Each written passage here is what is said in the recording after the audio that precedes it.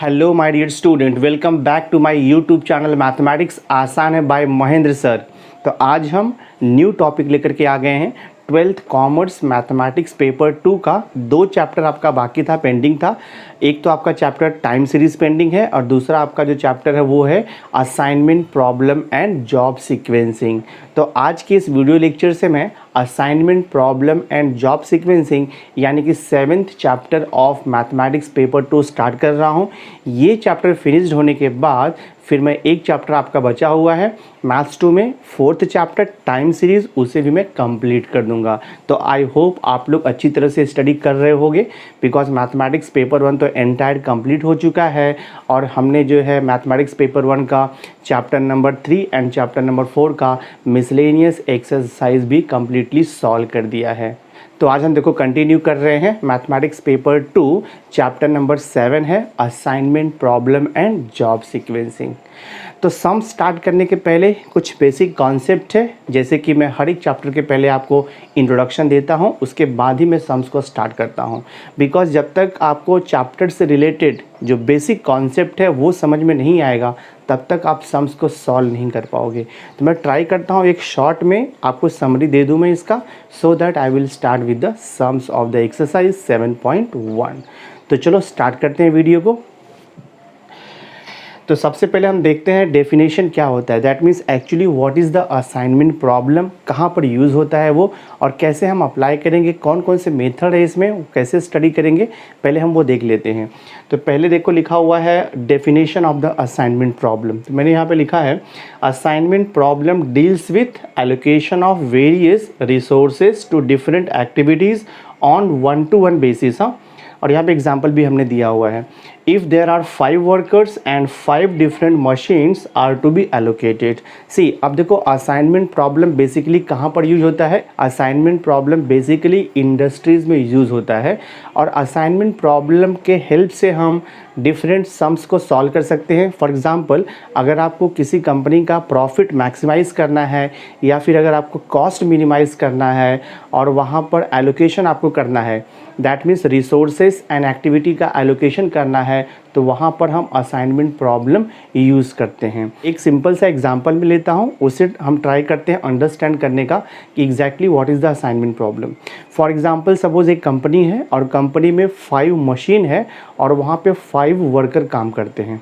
तो जाहिर है कि हर एक मशीन पे एक वर्कर काम करेगा, ठीक है। 5 वर्कर हैं और 5 डिफरेंट मशीन है, तो ईच वर्कर को एक एक मशीन असाइंड होगा। That means assignment problem basically deals with assignment of worker to different jobs on 1-to-1 basis, ठीक है। बट अब ये असाइनमेंट कैसे होगा, देखो अब 5 वर्कर हैं, उनको 5 डिफरेंट मशीन दे दिया, तो हमें क्या करना होगा कि एक वर्कर को एक मशीन मिलेगा, तो कौन से वर्कर को कौन से मशीन पे हम प्लेस करेंगे सो दैट अपना जो प्रोडक्शन है वो हाई आएगा, यानी कि आउटपुट आपको बेटर मिलेगा, ठीक है। दैट मीन्स कंपनी का जो प्रॉफिट है वो मैक्सिमाइज़ होगा और कॉस्ट मिनिमाइज़ होगा। तो ये शेड्यूल बनाने के लिए हम, यानी कि इसका शेड्यूलिंग करने के लिए और मैक्सिमम प्रॉफिट कंपनी को देने के लिए, मिनिमम कॉस्ट यूज़ करने के लिए हम असाइनमेंट प्रॉब्लम का मॉडल यहाँ पर यूज़ करते हैं, ठीक है। तो ये बेसिक डेफिनेशन हो गया असाइनमेंट प्रॉब्लम का। एक्चुअली असाइनमेंट प्रॉब्लम इंडस्ट्रीज़ में बहुत हाई लेवल पे यूज़ होता है। इसका एक अलग से डिपार्टमेंट होता है इंडस्ट्रीज़ में जो कि डेटाबेस क्रिएट करते हैं और उसके बेस पे अब जिस पर्सन को नॉलेज रहेगा असाइनमेंट प्रॉब्लम का वो फिर सॉफ्टवेयर के थ्रू इसे सॉल्व करता है सम्स को। तो वहाँ पे बहुत large number of data deal करते हैं कंपनीज़ में। ये तो हो गया आपका डेफिनेशन, ठीक है। नेक्स्ट देखते हैं कि ऑब्जेक्टिव क्या होता है, objective of the assignment problem. तो बेसिकली असाइनमेंट प्रॉब्लम का 2 ऑब्जेक्टिव होता है। एक तो होता है मैक्सिमाइजेशन ऑफ प्रॉफिट। किसी भी कंपनी का एम आपको मालूम है, कंपनी का प्रॉफिट मैक्सिमम होना चाहिए, और सेकंड एम होता है कि कॉस्ट मिनिमाइज़ होना चाहिए। कॉस्ट मिनिमाइज़ होगा तो प्रॉफिट ऑटोमेटिकली मैक्सिमाइजेशन हो जाएगा, यानी कि मैक्सिमम हो जाएगा। तो ऑब्जेक्टिव ऑफ असाइनमेंट प्रॉब्लम में फर्स्ट ऑब्जेक्टिव होता है मिनिमाइजेशन। अब मिनिमाइजेशन किसका करेंगे, लॉजिकली आपको समझेगा, कॉस्ट को हम लोग ट्राई करते हैं रिड्यूस करने का, तो कॉस्ट को रिड्यूस करेंगे वो तो मिनिमाइजेशन हो गया। या फिर आपको टाइम दिया है, आपको मालूम है अगर हम किसी चीज़ को मैन्युफैक्चर कर रहे हैं, कोई प्रोडक्ट अगर कंपनी प्रोड्यूस कर रही है तो जाहिर सी बात है कि कंपनी ट्राई करेगी कि मिनिमम टाइम में मैक्सिमम आउटपुट प्रोड्यूस हो जाए, वो ट्राई करते हैं हम लोग। तो मिनिमाइजेशन में कॉस्ट आता है, टाइम आता है, डिस्टेंस को भी हम मिनिमाइज़ करते हैं। तो आपको ध्यान में रखना है, अगर आपको क्वेश्चन में दिया है कॉस्ट, या तो फिर आपको दिया है डिस्टेंस, या तो आपको दिया हुआ है time, that means given assignment problem minimization type है। ये आपको आइडेंटिफाई करना पड़ेगा क्वेश्चन में, या मोस्ट ऑफ द टाइम आपको क्वेश्चन में दिया भी रहता है कि मैक्सिमाइज द प्रॉफिट, या फिर आपको दिया रहेगा मिनिमाइज द कॉस्ट, ऐसा दिया रहेगा। सेकंड ऑब्जेक्टिव होता है देखो असाइनमेंट प्रॉब्लम का, उसे हम बोलते हैं मैक्सिमाइजेशन। अभी आपको मालूम है कि किसी भी कंपनी का एम होता है कि वो प्रॉफिट को मैक्सिमम करे, सेल्स को मैक्सिमम करे, रेवेन्यू को मैक्सिमम करे, या जो प्रोडक्शन है उसे मैक्सिमम करे। तो मैक्सिमाइजेशन प्रॉब्लम कहाँ पर यूज़ होगा, जहाँ पर हमें दिया रहेगा प्रॉफिट, प्रोडक्शन दिया रहेगा, सेल्स दिया रहेगा, रेवेन्यू दिया रहेगा। तो ये टर्म्स अगर हमें दिए रहेंगे दैट मीन्स वो मैक्सिमाइजेशन असाइनमेंट प्रॉब्लम है। तो ये दो टाइप के ऑब्जेक्टिव होते हैं असाइनमेंट प्रॉब्लम के। नेक्स्ट आता है कि चलो अब तो ठीक है, ये हमको समझ में आ गया कि असाइनमेंट प्रॉब्लम क्या है और उसका ऑब्जेक्टिव क्या है। बट कोई भी प्रॉब्लम अगर दिया रहेगा असाइनमेंट का तो हम उसे सॉल्व कैसे करेंगे। तो सॉल्व करने के लिए एक बहुत ही अच्छा सा मेथड है, इस चैप्टर में दिया हुआ है। तो देखो यहाँ पे लिखा है method used for solving an assignment problem. तो असाइनमेंट प्रॉब्लम को सॉल्व करने का एक ही मेथड है and that method is called as the Hungarian method. Actually Hungarian जो है वो एक स्टैटिशियन का नाम है, तो स्टैटिशियन के नेम के ऊपर ये पड़ा है हंगेरियन मेथड फॉर मिनिमाइजेशन। तो ये मेथड बेसिकली हम मिनिमाइजेशन असाइनमेंट प्रॉब्लम के लिए यूज़ करते हैं। तो अब क्वेश्चन आता है कि अगर मैक्सिमाइजेशन प्रॉब्लम दिया रहेगा असाइनमेंट का तो उसे हम कैसे सॉल्व करेंगे। कोई प्रॉब्लम नहीं है, हम मिनिमाइजेशन देखो हंगेरियन मेथड यूज़ करके हम मिनिमाइजेशन को प्रॉब्लम को सॉल्व करेंगे, तो सेम मेथड को यूज़ करके हम मैक्सिमाइजेशन प्रॉब्लम को भी सॉल्व कर सकते हैं। थोड़ा सा क्वेश्चन को मॉडिफाई करना पड़ता है, ठीक है। तो मैंने यहाँ पे देखो मेथड मेंशन किया है शॉर्ट में, हंगेरियन मेथड फॉर मिनिमाइजेशन। तो मैंने कुछ स्टेप्स मेंशन किए हैं, वहाँ से हम ट्राई करेंगे अंडरस्टैंड करने का।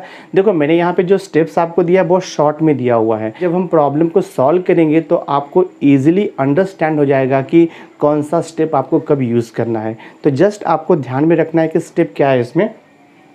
तो Hungarian method for minimization steps involve, step 1 होता है रो मिनिमाइजेशन। अब देखते हैं रो मिनिमाइजेशन में क्या होता है। रो मिनिमाइजेशन का मीन्स व्हाट, जो भी आपको असाइनमेंट प्रॉब्लम दिया रहेगा तो सर्टेन वैल्यू दिया रहेगा, कॉस्ट दिया रहेगा या तो प्रॉफिट दिया रहेगा, तो वो या तो वर्टिकल एंड हॉरिजॉन्टल वे में दिया रहेगा आपको, यानी कि एक टेबल के फॉर्मेट में दिया रहेगा। बिकॉज जब टेबल के फॉर्मेट में आएगा तो वहाँ से मिलेगा हमें रो और कॉलम। तो स्टेप 1 में क्या होता है, रो मिनिमाइजेशन, यानी कि दैट मीन्स हम ईच रो का मिनिमाइजेशन करेंगे, यानी कि उसको रेड्यूस्ड करेंगे, हम लोग रो को रेड्यूस्ड करेंगे। तो रो मिनिमाइजेशन करने के लिए सबसे पहले आपको क्या करना है, ईच रो में सबसे मिनिमम वैल्यू आपको सर्च करना है। ईच रो में आपको सबसे मिनिमम वैल्यू सर्च करना है और वो मिनिमम वैल्यू को करस्पॉन्डिंग रो के ईच एलिमेंट से सबट्रैक्ट कर देना है। तो ये एप्लीकेबल होगा फॉर ईच रो। ये करने के बाद आपको मिल जाएगा रो मिनिमाइजेशन, ठीक है। एग्जैक्टली सेम वे रो मिनिमाइजेशन होने के बाद सेकंड स्टेप आता है हंगेरियन मेथड का, उसे हम बोलते हैं कॉलम मिनिमाइजेशन। तो column minimization is obtained from the row minimization. Row minimization के बाद का नेक्स्ट स्टेप है ये। तो कॉलम मिनिमाइजेशन कैसे करेंगे हम लोग, तो वर्टिकली हाँ ईच कॉलम का हम मिनिमम वैल्यू फाइंड आउट करेंगे और उस मिनिमम वैल्यू को हम each element of that column, यानी कि each value of that column से हम सबट्रैक्ट कर देंगे। तो आपका एक न्यू टेबल क्रिएट हो जाएगा, उसे हम बोलते हैं कॉलम मिनिमाइजेशन।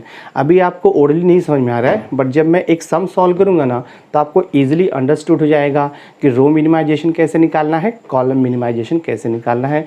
एकदम पूरा कॉन्सेप्ट आपको क्लियर हो जाएगा। ये हो गया आपका स्टेप 2। अब स्टेप 3 बहुत इंपॉर्टेंट होता है। स्टेप 3 में देखो दिया है टेस्ट फॉर ऑप्टिमल सॉल्यूशन।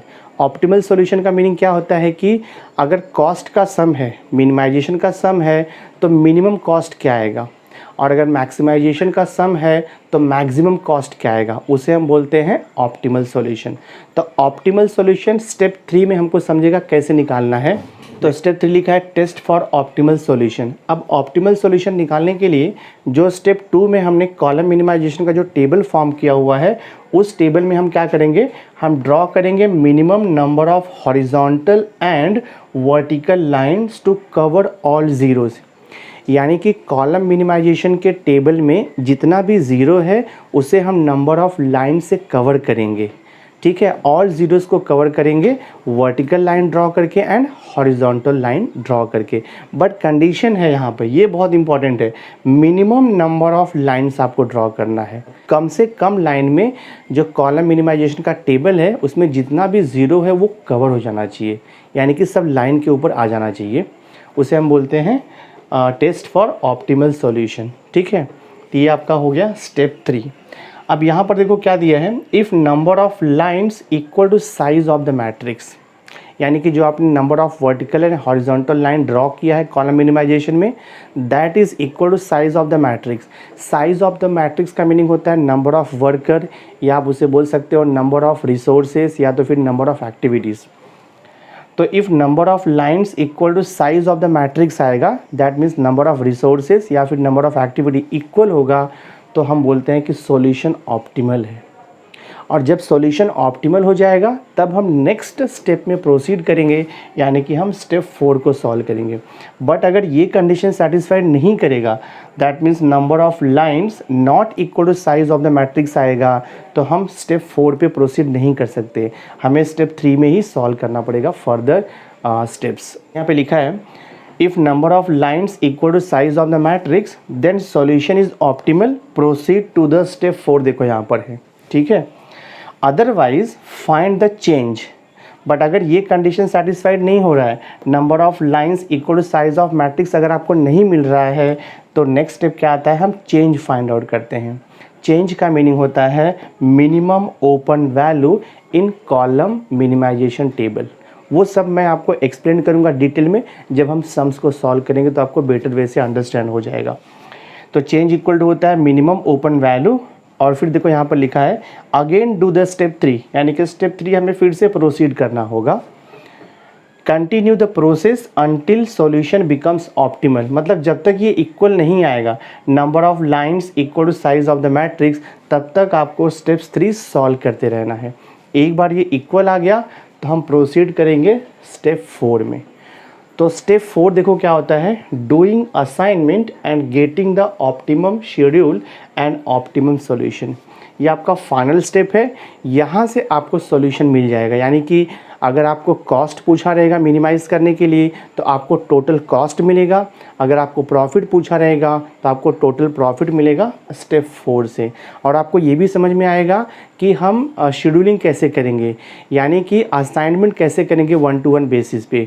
यानी कि सपोज़ अगर 5 वर्कर्स है और 5 डिफरेंट मशीन है, तो कौन से वर्कर को कौन से मशीन पे असाइन करेंगे, वो हमें स्टेप 4 में क्लियर हो जाएगा, और वहाँ से आपको फाइनल आंसर मिल जाएगा। तो टोटल 4 स्टेप्स है हंगेरियन मेथड का, जिसे यूज़ करके हम कोई भी असाइनमेंट प्रॉब्लम को इजीली सॉल्व कर सकते हैं, ठीक है।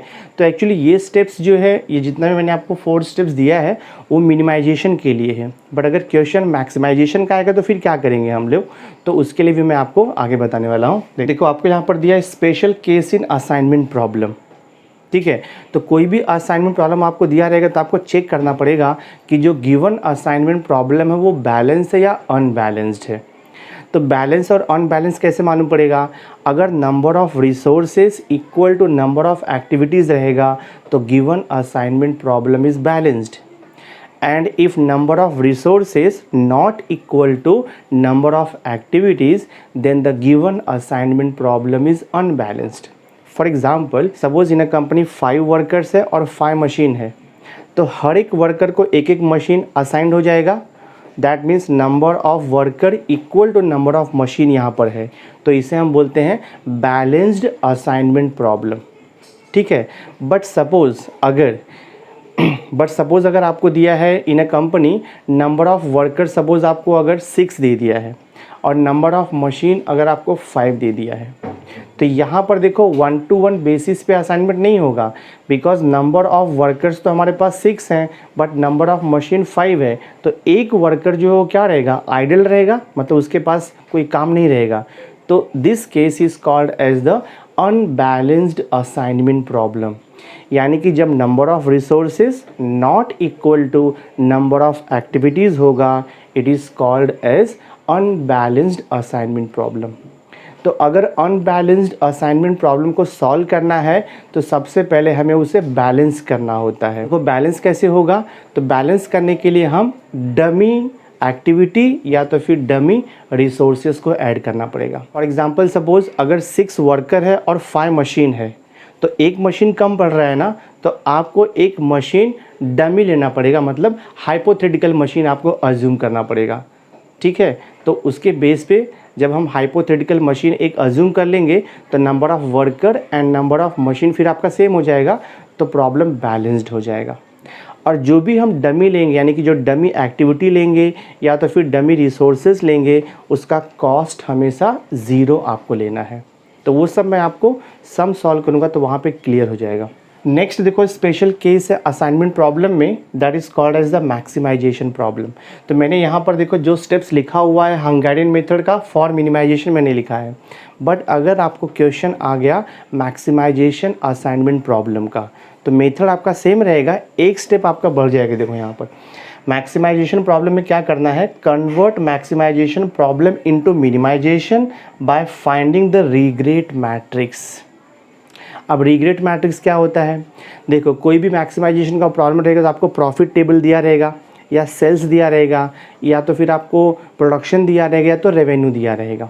सबसे पहले हम मैक्सिमाइजेशन प्रॉब्लम को मिनिमाइजेशन में कन्वर्ट करेंगे, और मिनिमाइजेशन में कन्वर्ट करने के लिए मेथड है find the regret matrix. Regret matrix का मीनिंग होता है कि जो प्रॉफिट का टेबल रहेगा उसमें से हाईएस्ट वैल्यू आपको लेना है, और हाईएस्ट वैल्यू में से ईच प्रॉफिट वैल्यू को सब्ट्रैक्ट करके आपको एक न्यू टेबल फॉर्म करना है। That table is called as the regret matrix. एक बार रिग्रेट मैट्रिक्स का टेबल आ जाएगा, उसके बाद आपको ये स्टेप फॉलो करना है, स्टेप 1 2 3 4, या ये स्टेप फॉलो करके आपको सम्स को सॉल्व करना है। तो बहुत इजी है, सम सॉल्व करेंगे तो आपको इजीली अंडरस्टैंड हो जाएगा। नेक्स्ट देखो स्पेशल केस आता है रेस्ट्रिक्टेड असाइनमेंट प्रॉब्लम।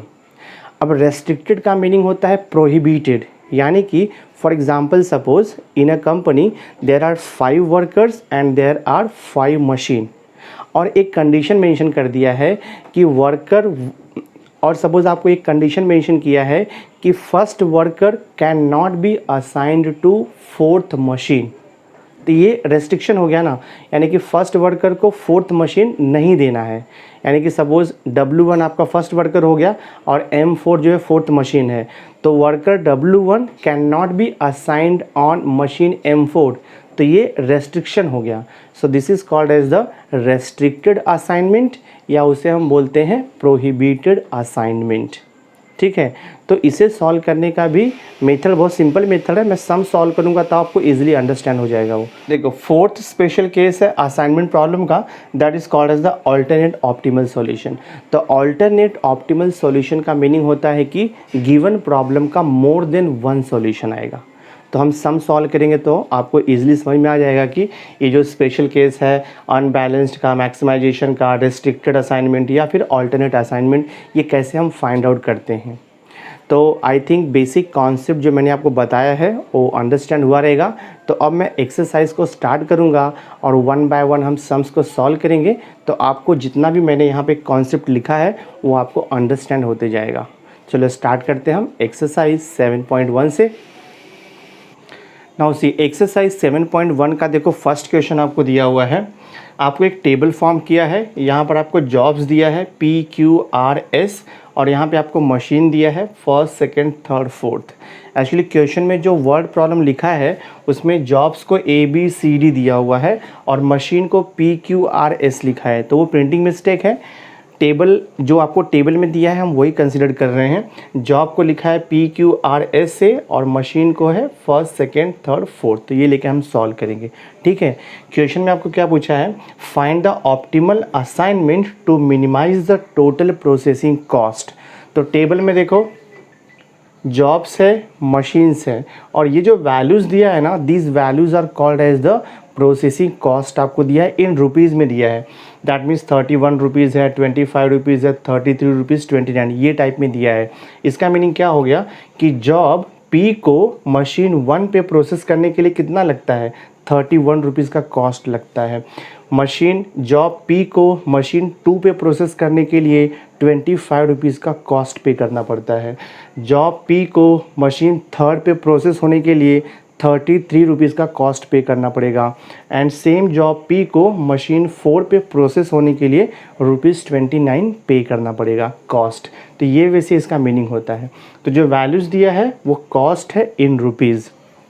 तो मैंने आपको बताया था जब भी आपको कॉस्ट दिया रहेगा, टाइम दिया रहेगा या तो डिस्टेंस दिया रहेगा, तो असाइनमेंट प्रॉब्लम ऑलवेज मिनिमाइजेशन होता है। देखो वही आपको क्वेश्चन में पूछा है, find the optimal assignment to minimize the total processing cost. तो ऑप्टिमल का मीनिंग होता है मिनिमम, यानी कि सबसे कम से कम जो वैल्यू रहेगा। तो आपको कम से कम सबसे मिनिमम कॉस्ट निकालना है, टोटल मिनिमम प्रोसेसिंग कॉस्ट आपको फाइंड आउट करना है, ठीक है। तो हम स्टेप बाय स्टेप सॉल्व करेंगे तो आपको इजीली अंडरस्टैंड हो जाएगा। तो देखो मैं यहाँ पे सॉल्यूशन स्टार्ट करता हूँ। तो I will write the solution.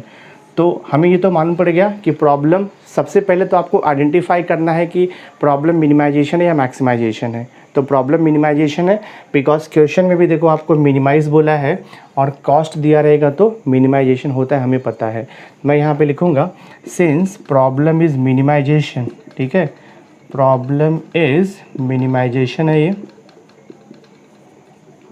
Problem minimization है। क्यों मिनिमाइजेशन है, since cost data is given, cost data is given. तो कॉस्ट आपको दिया है रुपीज़ में, तो प्रॉब्लम मिनिमाइजेशन है।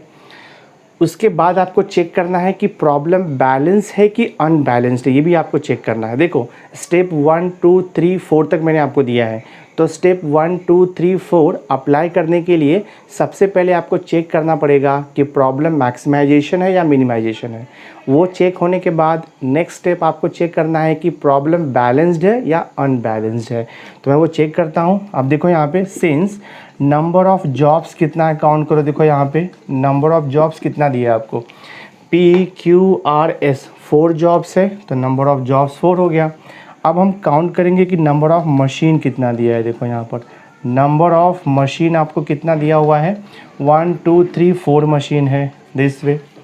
तो जब number of resources equal to number of activities equal होता है, that means problem is balanced, कोई प्रॉब्लम नहीं है। आप स्टेप 1 2 3 4 से लेकर के सॉल्व कर सकते हो। तो मैं यहाँ पे लिखूँगा देयरफॉर नंबर ऑफ़, यहाँ पे लिखोगे आप jobs equal to number of machine, ठीक है, ये इक्वल टू 4 आ गया। देयरफॉर हम यहाँ पे लिखेंगे problem, therefore problem is balanced हो गया, ये प्रॉब्लम इज़ बैलेंस्ड, यानी कि जो गिवन असाइनमेंट प्रॉब्लम है वो बैलेंस्ड है, अनबैलेंस्ड नहीं है। अगर ये इक्वल टू नहीं आएगा दैट मीन्स प्रॉब्लम आपका अनबैलेंस्ड रहेगा, तो हमें उसे बैलेंस में कन्वर्ट करके फिर सॉल्व करना पड़ेगा। तो जैसे आगे और सम्स आएगा तो वहाँ पे आपको दिया है अनबैलेंस्ड टाइप का क्वेश्चन भी है इसमें। तो प्रॉब्लम बैलेंस्ड हो गया। तो ऑलवेज रिमेंबर असाइनमेंट प्रॉब्लम का कोई भी क्वेश्चन दिया रहेगा, सबसे पहले आपको चेक करना है कि वो प्रॉब्लम मिनिमाइजेशन है या मैक्सिमाइजेशन है। मिनिमाइजेशन है तो कोई प्रॉब्लम नहीं है, आप स्टार्ट कर सकते हो। मैक्सिमाइजेशन है तो उसके लिए स्टेप्स है वो बाद में मैं आपको बताऊंगा। फिर आपको चेक करना है कि प्रॉब्लम बैलेंस है या अनबैलेंस है। अगर प्रॉब्लम बैलेंस है तो कोई इशू नहीं है, आप स्टेप 1 2 3 4 कंटिन्यू कर सकते हो। बट अगर प्रॉब्लम अनबैलेंस्ड है तो हम उसे बैलेंस में कन्वर्ट करेंगे, तो वो आगे जब सम्स आएगा तो देखेंगे हम यहाँ पर, ठीक है। ये दोनों हो गया। अब मैं स्टेप 1 2 3 4 से स्टार्ट करता हूँ। तो आई विल राइट हियर, मैं यहाँ पे लिखता हूँ। देखो स्टेप 1, स्टेप 1 मैंने आपको दिया था रो मिनिमाइजेशन, रो मिनिमाइजेशन, ठीक है। मैंने आपको देखो दिया था Hungarian method of solving the assignment problem basic concept में, तो उसमें स्टेप 1 मैंने आपको दिया है रो मिनिमाइजेशन। तो जो रो मिनिमाइजेशन है वो ये टेबल से हम फाइंड आउट करेंगे। अब आपको पता है कि जो ऐसा हॉरिजॉन्टल है उसे हम रो बोलते हैं और जो वर्टिकल रहता है उसे हम कॉलम बोलते हैं। तो रो मिनिमाइजेशन मतलब हम हॉरिजॉन्टल ऐसे चेक करेंगे हम लोग। देखो P का ये लाइन हॉरिजॉन्टल है, Q का ये हो गया, R का ये हो गया, R का ये हो गया और हॉरिजॉन्टल यानी कि रो हो गया वो। तो रो मिनिमाइजेशन में क्या करना होता है, देखो मैं टेबल यहाँ पर फॉर्म करूँगा। यहाँ पर आपको दिया है देखो जॉब और यहाँ पर आपको क्या लिखा हुआ है मशीन, ठीक है। अब जॉब क्या क्या दिया है, यहाँ पर जॉब है आपका P है, Q है, R फिर S दिया है। मशीन क्या दिया है, देखो यहाँ पे फर्स्ट मशीन है, फिर सेकंड है, फिर देखो यहाँ पर थर्ड मशीन है और यहाँ पर आपको क्या दिया है, ये फोर्थ मशीन है। इतना मशीन दिया हुआ है। तो अब ये गिवन प्रॉब्लम से हम रो मिनिमाइजेशन मतलब ईच रो कैसे फाइंड आउट करेंगे वैल्यूज़, बहुत ही सिंपल है। देखो ये P का ये फर्स्ट रो है, तो फर्स्ट रो में सबसे मिनिमम वैल्यू आप सर्च करोगे। देखो 31, 25, 33, 29 ये फर्स्ट रो है। तो फर्स्ट रो में सबसे मिनिमम सबसे कम वैल्यू कितना है, सबसे कम वैल्यू देखो फर्स्ट रो में आपको मिल जाएगा 25 है। तो ये देखो आपका मिनिमम वैल्यू 25 हो गया फर्स्ट रो में। तो 25 को बाकी के वैल्यू से सब्ट्रैक्ट करके यहाँ पे लिख देंगे हम लोग। दैट मीन्स 31 माइनस ये 25 करोगे तो देखो 6 मिलेगा आपको। फिर 25 माइनस 25 करोगे तो 0 मिलेगा। 33 माइनस 25 किया तो 8 मिलेगा आपको। 29 माइनस 25 किया तो 4 मिलेगा। ये तो वैल्यू हो गया आपका first row minimization. Same way हम फाइंड आउट करेंगे सेकेंड रो मिनिमाइजेशन। अब देखो सेकेंड रो, ये Q का जो है सेकेंड रो है, तो सेकेंड रो में सबसे कम वैल्यू हम सर्च करेंगे। देखो 25, 24, 23, 21, तो सबसे मिनिमम वैल्यू कितना है आपका 21 है। सेकेंड रो में हम क्या करेंगे, ये 21 को each value of the second row से सब्ट्रैक्ट करेंगे, यानी कि 25 माइनस 21 करोगे देखो 4 आएगा। फिर 24 माइनस 21 करोगे तो 3 आएगा आपको। 23 माइनस 21 करेंगे तो 2 आएगा और 21 माइनस 21 करेंगे तो 0 आएगा। तो ये हो गया आपका second row minimization. Exactly same way हम फाइंड आउट करेंगे थर्ड रो मिनिमाइजेशन। तो अगर आप थर्ड रो चेक करोगे तो थर्ड रो का देखो मिनिमम वैल्यू क्या आएगा, 19 है, 21 है, 23, 24 है। तो थर्ड रो में मिनिमम वैल्यू आपको देखो 19 मिल रहा है। तो हम क्या करेंगे, 19 को each value of third row से सब्ट्रैक्ट कर देंगे। तो 19 माइनस 19 तो 0 हो जाएगा। 21 माइनस 19 किया तो 2 हो जाएगा। 23 माइनस 19 किया तो 4 हो जाएगा। 24 माइनस 19 किया तो यहाँ पर देखो 5 आ जाएगा। आपको देखो थर्ड रो मिनिमाइजेशन भी अंडरस्टैंड हो गया रहेगा। अब हम फाइंड आउट करेंगे फोर्थ रो मिनिमाइजेशन। तो फोर्थ रो का सर्च करेंगे पहले मिनिमम वैल्यू। देखो 38 है, 36 है, 34 है, 40 है। तो सबसे कम वैल्यू कौन सा मिल रहा है आपको, 34 मिल रहा है। तो फोर्थ रो में मिनिमम वैल्यू 34 है। तो 34 को हम each value of fourth row से सब्ट्रैक्ट कर देंगे। तो 38 माइनस 34 करोगे देखो 4 आएगा आपको। 36 माइनस 34 किया तो 2 आएगा। 34 माइनस 34 0 हो जाएगा। एंड 40 माइनस 34 किया तो देखो 6 आ जाएगा। तो मैं देखो इसे टेबल के फॉर्म में लिख देता हूँ तो ज़्यादा बेटर रहेगा।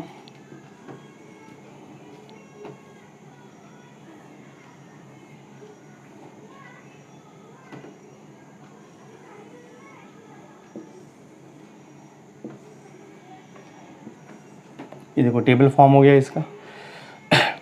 तो आपका स्टेप 1 कंप्लीट हो गया है, जिसे हम बोलते हैं रो मिनिमाइजेशन। अब हम स्टेप 2 प्रोसीड करेंगे। तो मैं यहाँ पर देखो लिख देता हूँ स्टेप 2। अब देखो हम स्टेप 2 कैसे सॉल्व करते हैं, ध्यान देना आप यहाँ पर। अब जो स्टेप 2 है, step 2 is called as the column minimization. हम उसे बोलते हैं column minimization. Step 2 is called as the column minimization. Now see here, अब जो कॉलम मिनिमाइजेशन है वो कहाँ से आएगा, रो मिनिमाइजेशन के टेबल से आएगा। अब कॉलम मिनिमाइजेशन के लिए हम ये ओरिजिनल टेबल यूज़ नहीं करेंगे, हम कॉलम मिनिमाइजेशन के लिए इसके प्रीवियस का रो मिनिमाइजेशन का टेबल यूज़ करेंगे। तो देखो आपको यहाँ पर जॉब दिया है और यहाँ पर आपको दिया है मशीन। तो सेम वे आपको लिखना है जैसे ऊपर का लिखा है हमने।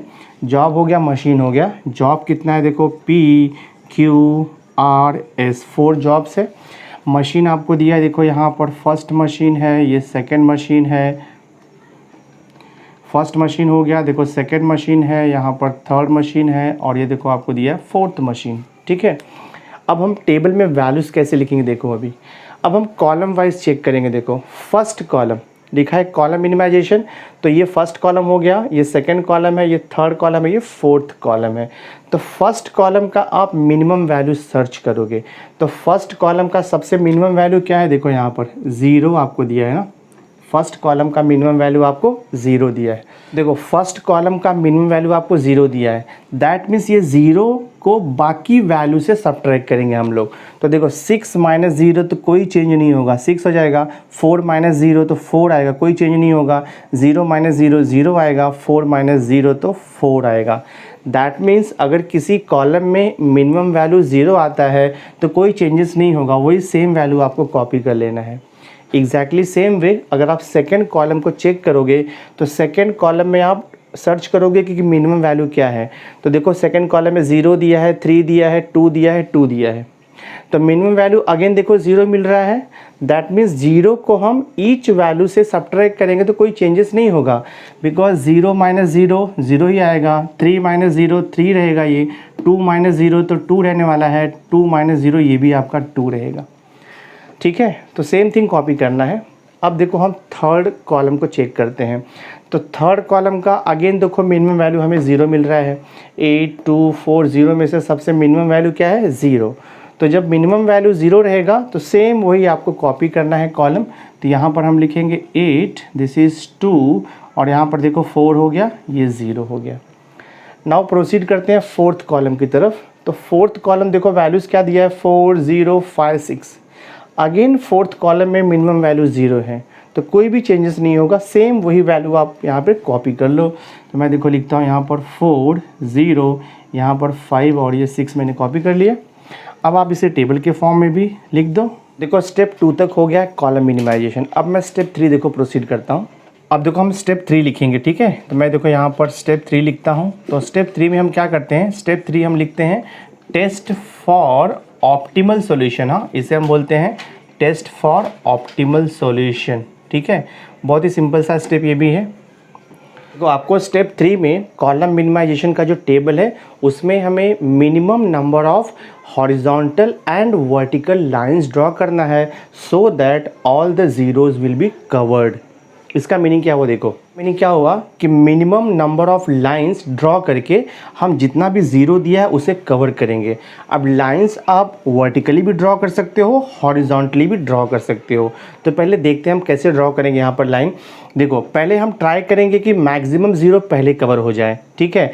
अगर मैं देखो हॉरिजॉन्टल लाइन ड्रॉ करूँगा तो फर्स्ट रो में मुझे एक ही ज़ीरो कवर हो रहा है, सेकेंड रो में देखो सिंगल ज़ीरो कवर हो रहा है, थर्ड रो में भी सिंगल ज़ीरो कवर हो रहा है, और फोर्थ रो में भी सिंगल ज़ीरो कवर हो रहा है। तो अगर मैं कोई भी हॉरिजॉन्टल लाइन यहाँ पर ड्रॉ करता हूँ तो एट अ टाइम एक ही ज़ीरो कवर होगा। अब कॉलम को आप चेक कर लो। देखो अगर मैं फर्स्ट कॉलम में लाइन ड्रॉ करूँगा तो सिंगल ज़ीरो कवर होगा, अगर मैं सेकंड कॉलम में लाइन ड्रॉ करूँगा तो भी देखो मुझे सिंगल ज़ीरो कवर हो रहा है, और अगर मैं थर्ड कॉलम में लाइन ड्रॉ करूँगा तो सिंगल ज़ीरो कवर हो रहा है, और फोर्थ कॉलम अगर मैंने वर्टिकल लाइन ड्रॉ किया तो भी सिंगल ज़ीरो कवर हो रहा है। तो यहाँ पर अगर मैं चाहे वर्टिकल लाइन ड्रॉ करूँ चाहे हॉरिजॉन्टल लाइन ड्रॉ करूँ, एट अ टाइम एक ही ज़ीरो यहाँ पर कवर होने वाला है। यानी कि मैक्सिमम ज़ीरो 1 कवर होगा, 1 से ज़्यादा ज़ीरो कवर नहीं होगा 1 लाइन के थ्रू। अगर suppose 2 zero eight a time cover होगा ना तो वो लाइन हम पहले ड्रॉ करेंगे, या तो फिर suppose 3 zero eight a time पहले कवर होता है तो वो लाइन हम पहले ड्रॉ करेंगे। बट यहाँ पे आप चाहे हॉरिजॉन्टल लाइन ड्रॉ करो चाहे वर्टिकल लाइन ड्रॉ करो, एक ही ज़ीरो आपका कवर हो रहा है। तो हम कैसे भी यहाँ पे ड्रॉ कर सकते हैं, चाहे वर्टिकल ड्रॉ करो चाहे हॉरिजॉन्टल ड्रॉ करो, कोई इशू नहीं है। तो मैं देखो यहाँ पे वर्टिकल ड्रॉ करता हूँ, ये ज़ीरो एक कवर हो गया आपका। सेकेंड लाइन भी देखो मैं वर्टिकल ड्रॉ कर देता हूँ, 1 ज़ीरो कवर हुआ, और थर्ड लाइन भी वर्टिकल ड्रॉ होगा, फोर्थ कवर हो गया, 4, तो ये भी देखो आपका ज़ीरो कवर हो गया, और फोर्थ लाइन को भी हम वर्टिकल ड्रॉ कर देते हैं।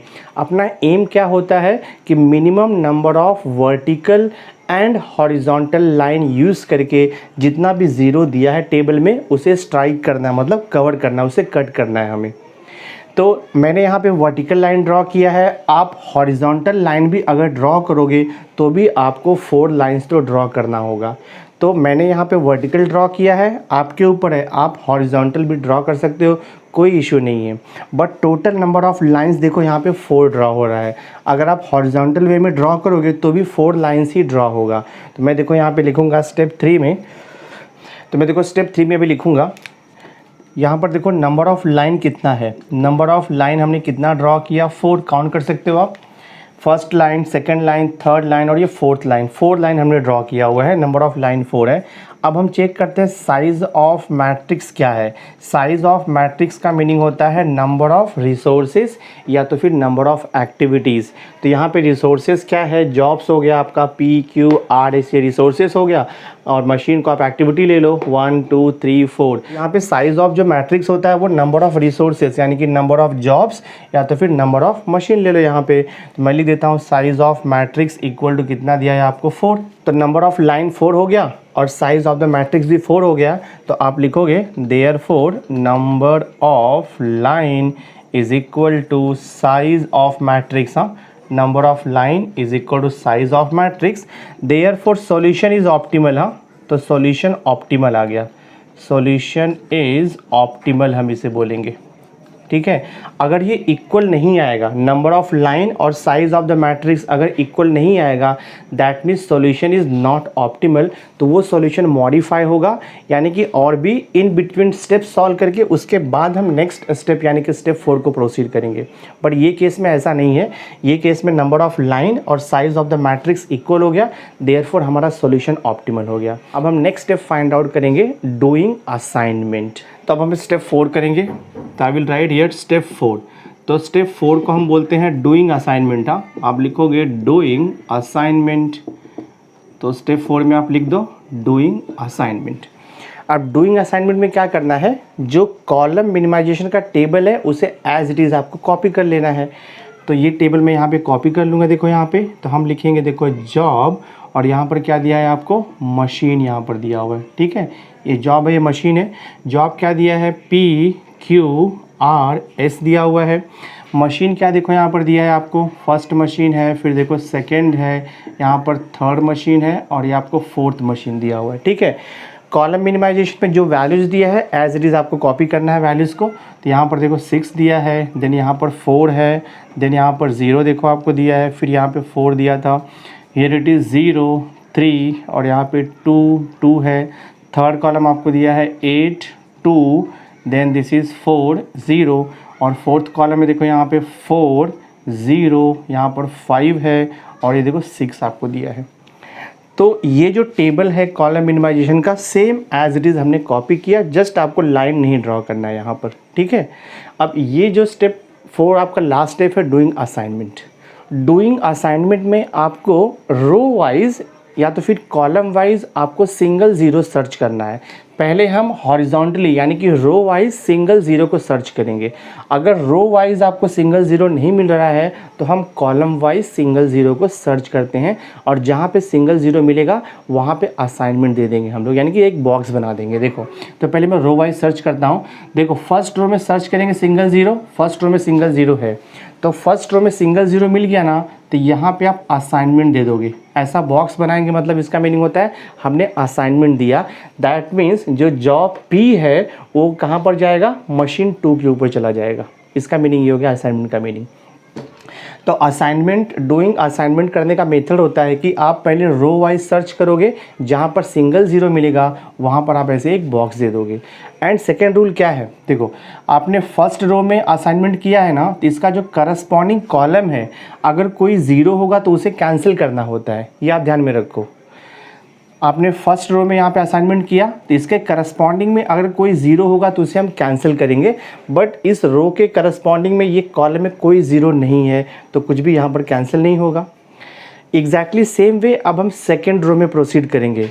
तो आप सेकेंड रो में सर्च करोगे सिंगल ज़ीरो कहाँ मिल रहा है। देखो, सेकेंड रो में सिंगल ज़ीरो मिल रहा है, डबल ज़ीरो अगर मिलेगा तो वहाँ पे असाइनमेंट नहीं होगा, फिर हमें नेक्स्ट रो को चेक करना पड़ेगा। तो अगर मैं सेकेंड रो में जाऊँगा, देखो सिंगल ज़ीरो यहाँ पर मिल रहा है मुझे, तो सेकेंड रो में सिंगल ज़ीरो देखो मैं यहाँ पर असाइन कर दूँगा। देखो, तो सेकेंड रो में सिंगल ज़ीरो था, मैंने वहाँ पे असाइनमेंट कर दिया है। और इसका जो करस्पॉन्डिंग कॉलम है वहाँ पे आप चेक करोगे कि कोई और ज़ीरो तो नहीं है, बिकॉज अगर यहाँ पे कोई और ज़ीरो होगा तो उसे हमें कैंसिल करना पड़ता है, बिकॉज असाइनमेंट का रूल है 1-to-1 बेसिस पे असाइनमेंट होता है। यानी कि एक जॉब को एक ही मशीन पे असाइन कर सकते हैं हम लोग, 2 मशीन पे असाइन नहीं कर सकते हम लोग। अब सेकेंड रो का असाइनमेंट हो चुका है। एग्जैक्टली सेम वे हम सर्च करेंगे अब थर्ड रो में। देखो तो थर्ड रो सर्च करो, देखो सिंगल ज़ीरो मिलता है क्या। तो थर्ड रो में भी देखो आपको सिंगल ज़ीरो मिल रहा है। तो थर्ड ज़ीरो में सिंगल ज़ीरो मिला, उसे आप असाइन कर दो, यहाँ पर असाइन हो गया। अब आपको चेक करना है कि हमने थर्ड रो में सिंगल ज़ीरो असाइन किया है तो करस्पॉन्डिंग कॉलम में कोई ज़ीरो है क्या। अगर कोई ज़ीरो रहेगा तो उसे क्रॉस यानी कैंसिल करना पड़ता है हमें, बट यहाँ पर तो ऐसा केस नहीं है। थर्ड रो में हो गया असाइनमेंट। अब एग्जैक्टली सेम वे हम फोर्थ रो में देखो चेक करेंगे। तो फोर्थ रो में आप सर्च करोगे सिंगल ज़ीरो कहाँ पर मिल रहा है आपको। तो देखो फोर्थ रो में सिंगल ज़ीरो यहाँ पे मिल रहा है। अगर 2 ज़ीरो मिलेगा तो असाइनमेंट वहाँ पर नहीं होगा, फिर आप नेक्स्ट रो या तो फिर रो में नहीं तो कॉलम आप चेक करोगे। तो फोर्थ रो में देखो सिंगल ज़ीरो है, तो मैंने फोर्थ रो में सिंगल ज़ीरो असाइन किया। तो करस्पॉन्डिंग कॉलम में चेक कर लो कहीं पर ज़ीरो तो नहीं है। करस्पॉन्डिंग कॉलम में कोई ज़ीरो नहीं है तो कोई प्रॉब्लम नहीं है। तो देखो हमारा ये असाइनमेंट हो गया है। इसका मीनिंग क्या हुआ कि जॉब P मशीन 2 पे असाइन होगा, जॉब Q मशीन 4 पे असाइन होगा, जॉब R मशीन 1 पे असाइन होगा एंड जॉब S मशीन 3 पे असाइन होगा। ये आपका ऑप्टिमल असाइनमेंट शेड्यूल हो गया। बट हमें क्या करना है, total minimum cost find out करना है। तो एक स्टेप और मैं सॉल्व करता हूँ, आपको फाइनल आंसर मिल जाएगा। लास्ट में आप यहाँ पे लिख दो ऑप्टिमल, यहाँ पे लिखेंगे हम लोग ऑप्टिमल असाइनमेंट। हाँ, ऑप्टिमल असाइनमेंट शेड्यूल। हाँ, optimal assignment schedule and total minimum cost. हाँ, टोटल मिनिमम कॉस्ट। अभी हम फाइंड आउट करेंगे optimal assignment schedule and total minimum cost. तो आपको यहाँ पे क्या लिखना है, जॉब दिया है तो यहाँ पे जॉब लिखोगे। फिर देखो यहाँ पर आपको मशीन दिया हुआ है तो आप मशीन लिख दो यहाँ पर। और बाद में आपको कॉस्ट दिया था टेबल में रुपीज़ में, तो यहाँ पे लिख दो आप कॉस्ट लिख दो इन रुपीज़, क्वेश्चन में दिया था आपको। ठीक है, अब ये टेबल से देख करके हम असाइनमेंट शेड्यूल लिख लेंगे। जॉब क्या है P, then Q, then R है, उसके बाद क्या है S है। तो जॉब P कौन से मशीन पे असाइन हो रहा है, सेकेंड मशीन पे, तो यहाँ पे लिख दोगे आप सेकेंड। जॉब Q कौन से मशीन पे असाइन हो रहा है, फोर्थ पे, तो हम यहाँ पर लिख देंगे फोर्थ मशीन। जॉब R कौन से मशीन पे जाएगा, फर्स्ट मशीन पे, तो फर्स्ट मशीन पे लिख दो। एंड जॉब S कहाँ पर जाएगा आपका, थर्ड मशीन पे जाएगा, तो यहाँ पर आप 3 लिख दो दिस वे। अब ये जो लास्ट कॉलम का वैल्यू है कॉस्ट का, उसे हम ओरिजिनल टेबल से लिखते हैं, यानी कि ये टेबल से नहीं लिखना है, या फिर रो मिनिमाइजेशन कॉलम मिनिमाइजेशन ये टेबल से आपको वैल्यू नहीं लिखना है। आपको हमेशा ये कॉस्ट का वैल्यू जो है जो क्वेश्चन का टेबल दिया रहेगा वहाँ से लिखना है। तो कॉम्बिनेशन चेक करो, P और मशीन 2 का कितना कॉस्ट है। ये जॉब P है, ये मशीन 2 है, तो जॉब P मशीन 2 कितना कॉस्ट आपको दिया है, 25 दिया है, तो लिख दो देखो यहाँ पर 25 rupees. Next job Q machine 4 है, तो जॉब Q और मशीन 4 देखो यहाँ पर है, तो जॉब Q करस्पॉन्डिंग मशीन 4 कितना आपको दिया टोटल कॉस्ट, 21 रुपीज़, लिख दो 21 रुपीज़। नेक्स्ट आपका देखो है जॉब R मशीन 1 है, तो जॉब R मशीन 1 देखो ये वैल्यू है, तो जॉब R मशीन 1 कितना दिया टोटल कॉस्ट, 19 रुपीज़, तो लिख दो यहाँ पर 19 रुपीज़। नेक्स्ट आपका देखो क्या दिया है, जॉब S मशीन 3 है, तो जॉब S मशीन 3 कितना वैल्यू दिया टोटल कॉस्ट, 34 रुपीज़, तो लिख दो 34 और इसका टोटल कर दो, देखते कितना आता है। तो हम अभी देखो यहाँ से टोटल कॉस्ट निकाल लेंगे, तो मैं इसे ऐड करता हूँ। देखो 5 + 1 6, 6 + 9 15 हो जाएगा, 15 + 4 करेंगे तो 19 आएगा। ठीक है, 2 + 1 3, 3 2 5, 5 1 6, 6 और 3 9 आएगा। देयरफॉर आप यहाँ पे फाइनल आंसर लिखोगे, देयरफॉर टोटल ऑप्टिमल कॉस्ट। हाँ, टोटल ऑप्टिमल कॉस्ट, ऑप्टिमल लिखो या तो फिर मिनिमम लिखो, कोई प्रॉब्लम नहीं है। Total optimal cost is equal to कितना हो जाएगा, ₹99। देखो आपका सम सॉल्व हो गया है, ये फाइनल आंसर है। देखो सेकंड क्वेश्चन आपको दिया है, आपको यहाँ पे दिया हुआ है 1 2 3 4 5, ये 5 स्टेशन दिया है। और यहाँ पे देखो मैंने लिखा है 1 2 3 4 5, ये 5 वैगन्स आपको दिया है। तो क्वेश्चन है, और ये जो वैल्यूज़ दिया है वो आपको माइलेज दिया है, ठीक है। तो जितना भी वैल्यूज़ यहाँ पे मेंशन किया है टेबल में, दीज आर द माइलेज। ये आपको दिया है वैगन्स है 1 2 3 4 5, और आपको दिया है 1 2 3 4 और 5 स्टेशंस आपको दिया है। तो क्वेश्चन है how should we assign different wagons to different. तो क्वेश्चन आपका पूछा है how should we assign different wagons to different stations so that total mileage will be minimized. तो क्वेश्चन वही आपको पूछा है, minimize the total mileage covered, ठीक है। तो हमें यहाँ पे मिनिमाइजेशन का असाइनमेंट प्रॉब्लम सॉल्व करना है। तो जैसे हमने फर्स्ट क्वेश्चन सॉल्व किया था एग्जैक्टली सेम वे हम सेकंड क्वेश्चन को भी प्रोसीड करेंगे। तो मैं देखो स्टार्ट करता हूँ। रूल्स आपको पता है पहले क्या करना है। सबसे पहले आपको चेक करना है कि गिवन प्रॉब्लम मिनिमाइजेशन है या मैक्सिमाइजेशन है। तो मैं यहाँ पर लिखूँगा सिंस, यहाँ पर लिखेंगे हम लोग गिवन प्रॉब्लम, हाँ गिवन प्रॉब्लम इज मिनिमाइजेशन, ठीक है। Given problem is minimization because mileage covered है तो वो मिनिमाइज होगा। और क्वेश्चन में आपको मेंशन भी किया है, देखो minimize the total mileage covered, ठीक है। तो ये तो क्वेश्चन में दिया है प्रॉब्लम इज मिनिमाइजेशन। उसके बाद आपको चेक करना होता है कि प्रॉब्लम बैलेंस्ड है या अनबैलेंस्ड है, यानी कि असाइनमेंट प्रॉब्लम बैलेंस्ड है या अनबैलेंस्ड है, वो आपको चेक करना है। वो चेक होने के बाद उसके बाद फिर आप स्टेप 1 2 3 4 ऐसे प्रोसीड करोगे। देखो तो यहाँ पे नंबर ऑफ वैगन कितना दिया है, number of wagon equal to number of stations आपको दिया हुआ है, इक्वल टू 5 दिया है ना, क्वेश्चन मेंशन किया। देखो यहाँ पे total there are 5 wagons and there are 5 stations, तो इक्वल है यहाँ पे। तो number of wagon equal to number of station equal to 5 दिया है, that means given problem is balanced. तो हम यहाँ पे लिखेंगे therefore given problem, therefore given problem is, आप यहाँ पर क्या लिखोगे, balanced, given problem is balanced. तो प्रॉब्लम मिनिमाइजेशन हो गया, बैलेंस्ड हो गया। अब हम स्टार्ट करेंगे स्टेप बाय स्टेप। अब हम स्टेप 1 से स्टार्ट करेंगे। तो स्टेप 1 आपको पता है क्या करना है हमें। देखो स्टेप 1 होता है आपका रो मिनिमाइजेशन। तो मैं यहाँ पे लिखता हूँ रो मिनिमाइजेशन, ये आपका फर्स्ट स्टेप है रो मिनिमाइजेशन। तो रो मिनिमाइजेशन ऑलवेज कहाँ से मिलेगा आपको, जो क्वेश्चन आपको दिया रहेगा। तो मैं यहाँ पे देखो लिखता हूँ, ये आपको वैगन्स दिया है फर्स्ट, फिर यहाँ पर देखो सेकंड है, फिर यहाँ पर थर्ड लिखा है, दिस इज़ फोर्थ, ये फिफ्थ आपको दिया है। और यहाँ पे आपको कॉलम वाइज दिया है स्टेशंस, ये फर्स्ट स्टेशन है, फिर देखो सेकंड दिया है, यहाँ पर थर्ड है, और ये फोर्थ दिया, और यहाँ पर फिफ्थ आपको दिया है स्टेशन, ठीक है। रो मिनिमाइजेशन में मालूम है आपको क्या करना है, ईच रो का मिनिमम वैल्यू लेना है और बाकी के वैल्यू से उसे सब्ट्रैक्ट करके लिख देना है। तो अगर मैं यहाँ पे सर्च करूँगा, देखो यहाँ पे फर्स्ट रो में जाता हूँ, तो फर्स्ट रो में सबसे कम वैल्यू क्या आएगा, देखो 10 5 9 18 11 है। तो फर्स्ट रो में सबसे मिनिमम वैल्यू मुझे 5 मिल रहा है। तो मैं क्या करूँगा, ये 5 को देखो मैं सर्कल भी कर देता हूँ यहाँ पर। तो ये 5 को मैं बाकी वैल्यू में से सब्ट्रैक्ट करके फर्स्ट रो में लिख दूँगा। तो 10 माइनस मिनिमम वैल्यू, हाँ तो 10 माइनस 5 देखो 5 आएगा, 5 माइनस 5 0 हो जाएगा, 9 माइनस 5 देखो 4 आएगा, 18 माइनस 5 देखो आपको 13 आएगा, और 11 माइनस 5 आपको कितना मिल जाएगा, 6। फर्स्ट रो मिनिमाइजेशन हो गया। एग्जैक्टली सेम वे हम second row minimization find out करेंगे। तो देखो यहाँ पे सेकेंड रो, तो सेकेंड रो का वैल्यूज़ क्या दिया है, 13 9 6 12 14 दिया है। तो सेकेंड रो में सबसे कम वैल्यू कितना है आपका है, 6 है। तो 6 को हम बाकी वैल्यू से सब्ट्रैक्ट कर देंगे। तो सेकेंड रो में मिनिमम वैल्यू आपका 6 है, देखो तो 13 माइनस 6 करोगे तो 7 मिलेगा आपको यहाँ पे, 9 माइनस 6 किया तो 3 मिलेगा, 6 माइनस 6 आपको 0 मिलेगा, 12 माइनस 6 देखो 6 आएगा यहाँ पर, और 14 माइनस 6 किया तो हमें 8 मिलेगा। तो सेकेंड रो मिनिमाइजेशन भी हो गया। अब हम फाइंड आउट करेंगे थर्ड रो मिनिमाइजेशन। तो थर्ड रो में अगर आप चेक करोगे तो सबसे मिनिमम वैल्यू कौन सा मिलेगा आपको, 2 मिल रहा है। तो थर्ड रो का मिनिमम वैल्यू 2 है। तो 2 को हम ईच वैल्यू से सब्ट्रैक्ट कर देंगे।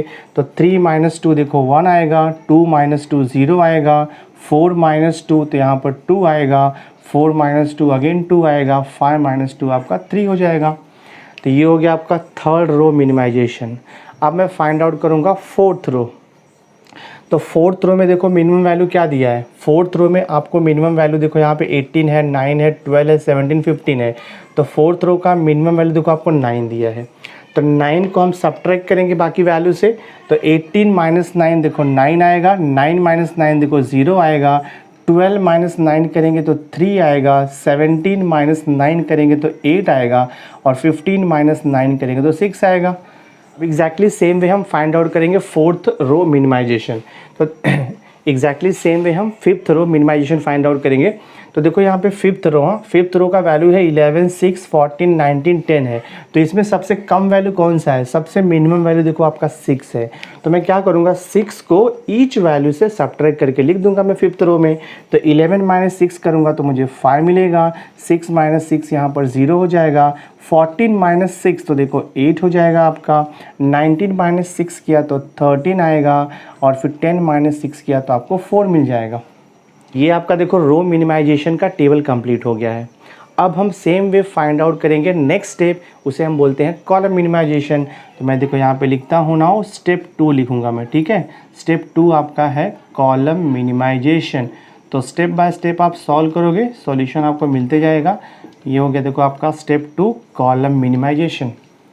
तो column minimization can be obtain from the row minimization से ही आएगा वो। तो सबसे पहले देखो मैं यहाँ पे लिख लेता हूँ, ये आपको वैगन्स दिया है फर्स्ट, फिर यहाँ पर देखो सेकंड है, ये थर्ड दिया है, दिस इज़ फोर्थ, यहाँ पर आपको फिफ्थ दिया है, और यहाँ पे आपको स्टेशंस दिया है, फर्स्ट, दिस इज़ सेकंड, यहाँ पर आपको थर्ड है, और ये देखो फोर्थ, और यहाँ पे फिफ्थ दिया हुआ है। तो column minimization is obtain from the row minimization. तो हमें क्या करना है, अब जो रो मिनिमाइजेशन का टेबल मिला हुआ है उसे कॉलम वाइज अब हम सॉल्व करेंगे। तो देखो फर्स्ट कॉलम में आप मिनिमम वैल्यू सर्च करोगे, तो फर्स्ट कॉलम में सबसे मिनिमम वैल्यू क्या मिल रहा है, देखो आपको 1 मिल रहा है। तो ये 1 को मैं ईच वैल्यू से सब्ट्रैक्ट करके फर्स्ट कॉलम में लिख दूंगा। तो 5 माइनस 1 कितना आएगा, यहाँ पर 4 आएगा, 7 माइनस 1 तो 6 आएगा, 1 माइनस 1 देखो 0 आएगा, 9 माइनस 1 तो 8 आएगा, और 5 माइनस 1 आपको 4 मिल जाएगा। फर्स्ट कॉलम मिनिमाइजेशन हो गया। अब हम फाइंड आउट करेंगे सेकेंड कॉलम मिनिमाइजेशन। तो सेकेंड कॉलम अगर आप ऑब्जर्व करोगे ना, तो सेकेंड कॉलम में देखो मिनिमम वैल्यू आपको 0 दिया है, और मैंने आपको बताया है कि जब मिनिमम वैल्यू 0 रहेगा तो कोई चेंजेस नहीं होता है, बिकॉज 0 को हम किसी भी नंबर से माइनस करेंगे तो वो सेम नंबर आता है। तो मिनिमम वैल्यू 0 है सेकंड कॉलम में, तो 0 माइनस 0 नो चेंजेस होगा, 0, 3 माइनस 0 3 रहने वाला आपका। ये देखो 0 0 0, सेकंड कॉलम में नो चेंजेस होगा बिकॉज मिनिमम वैल्यू 0 है। हम थर्ड कॉलम चेक करेंगे, तो थर्ड कॉलम में देखो अगेन आपको मिनिमम वैल्यू 0 मिल रहा है।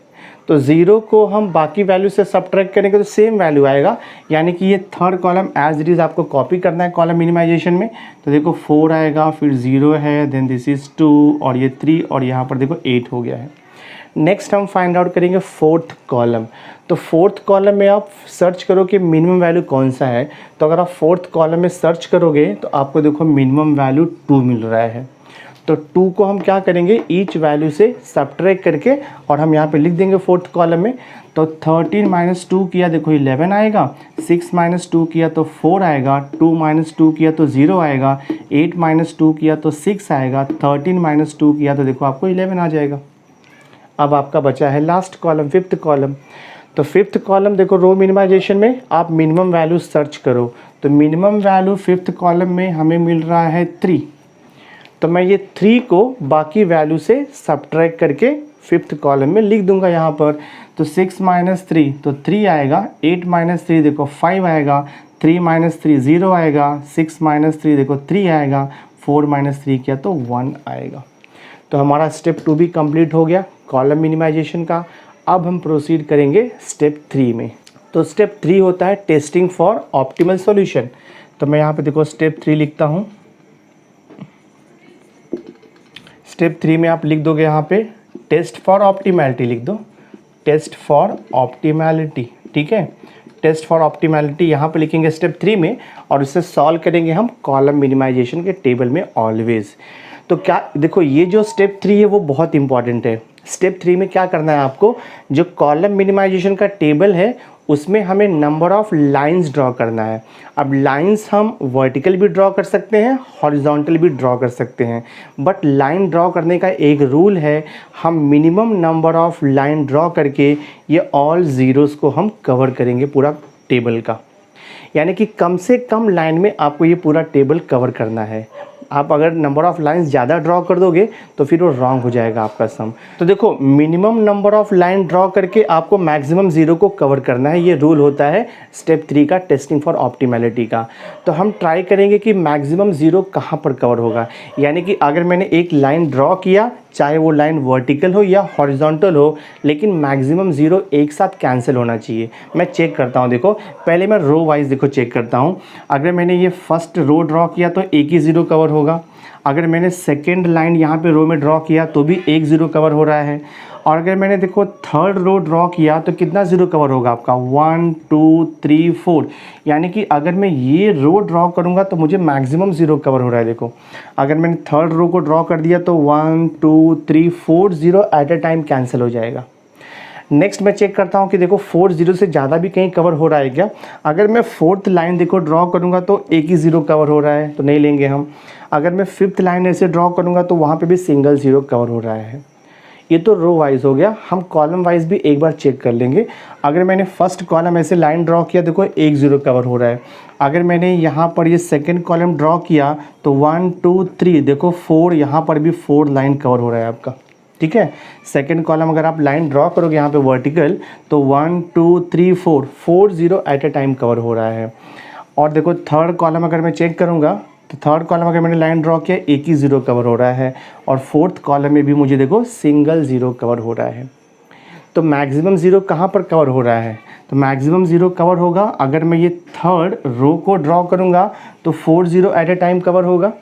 या तो फिर मैं क्या कर सकता हूँ, ये सेकंड कॉलम को अगर मैं ड्रॉ करूँगा तो भी देखो 4 zero at a time cover होगा। तो हम कोई भी ले सकते हैं यहाँ पर लाइन। या तो फिर आप ये सेकंड कॉलम पहले ड्रॉ कर लो, या तो फिर आप ये थर्ड रो को पहले ड्रॉ कर लो, कोई प्रॉब्लम नहीं है। तो मैं क्या करता हूँ, देखो यहाँ पे सेकंड कॉलम को देखो यहाँ पे ड्रॉ कर लेता हूँ। तो 4 zero at a time cover हो गया। अब अगेन आपको सर्च करना है कि मैक्सिमम ज़ीरो अब फिर कैसे कवर होगा। एक तो हमने सेकंड कॉलम में मैक्सिमम ज़ीरो कवर कर दिया। अगेन आपको सर्च करना है कि अब हम मैक्सिमम ज़ीरो कवर करने के लिए कौन सा लाइन ड्रॉ करेंगे। तो क्लियर है, देखो अगर ये ड्रॉ किया तो सिंगल ज़ीरो कवर होगा, ऐसे कॉलम ड्रॉ किया सिंगल ज़ीरो, यहाँ भी देखो सिंगल ज़ीरो कवर होगा, यहाँ भी सिंगल ज़ीरो कवर होगा। तो कॉलम वाइज अगर मैं ड्रॉ करूँगा तो एक ही ज़ीरो कवर हो रहा है at a time. Row wise में सर्च करूँगा तो यहाँ पर तो कोई भी ज़ीरो नहीं है, यहाँ देखो सिंगल ज़ीरो कवर होगा। अगर मैं थर्ड रो को ड्रॉ करूँगा तो 1 2 3 ज़ीरो, जो कवर हो गया ज़ीरो उसे काउंट नहीं करेंगे हम लोग। तो अगर मैं थर्ड रो ड्रॉ करता हूँ तो 1 2 3 zero at a time cover हो रहा है।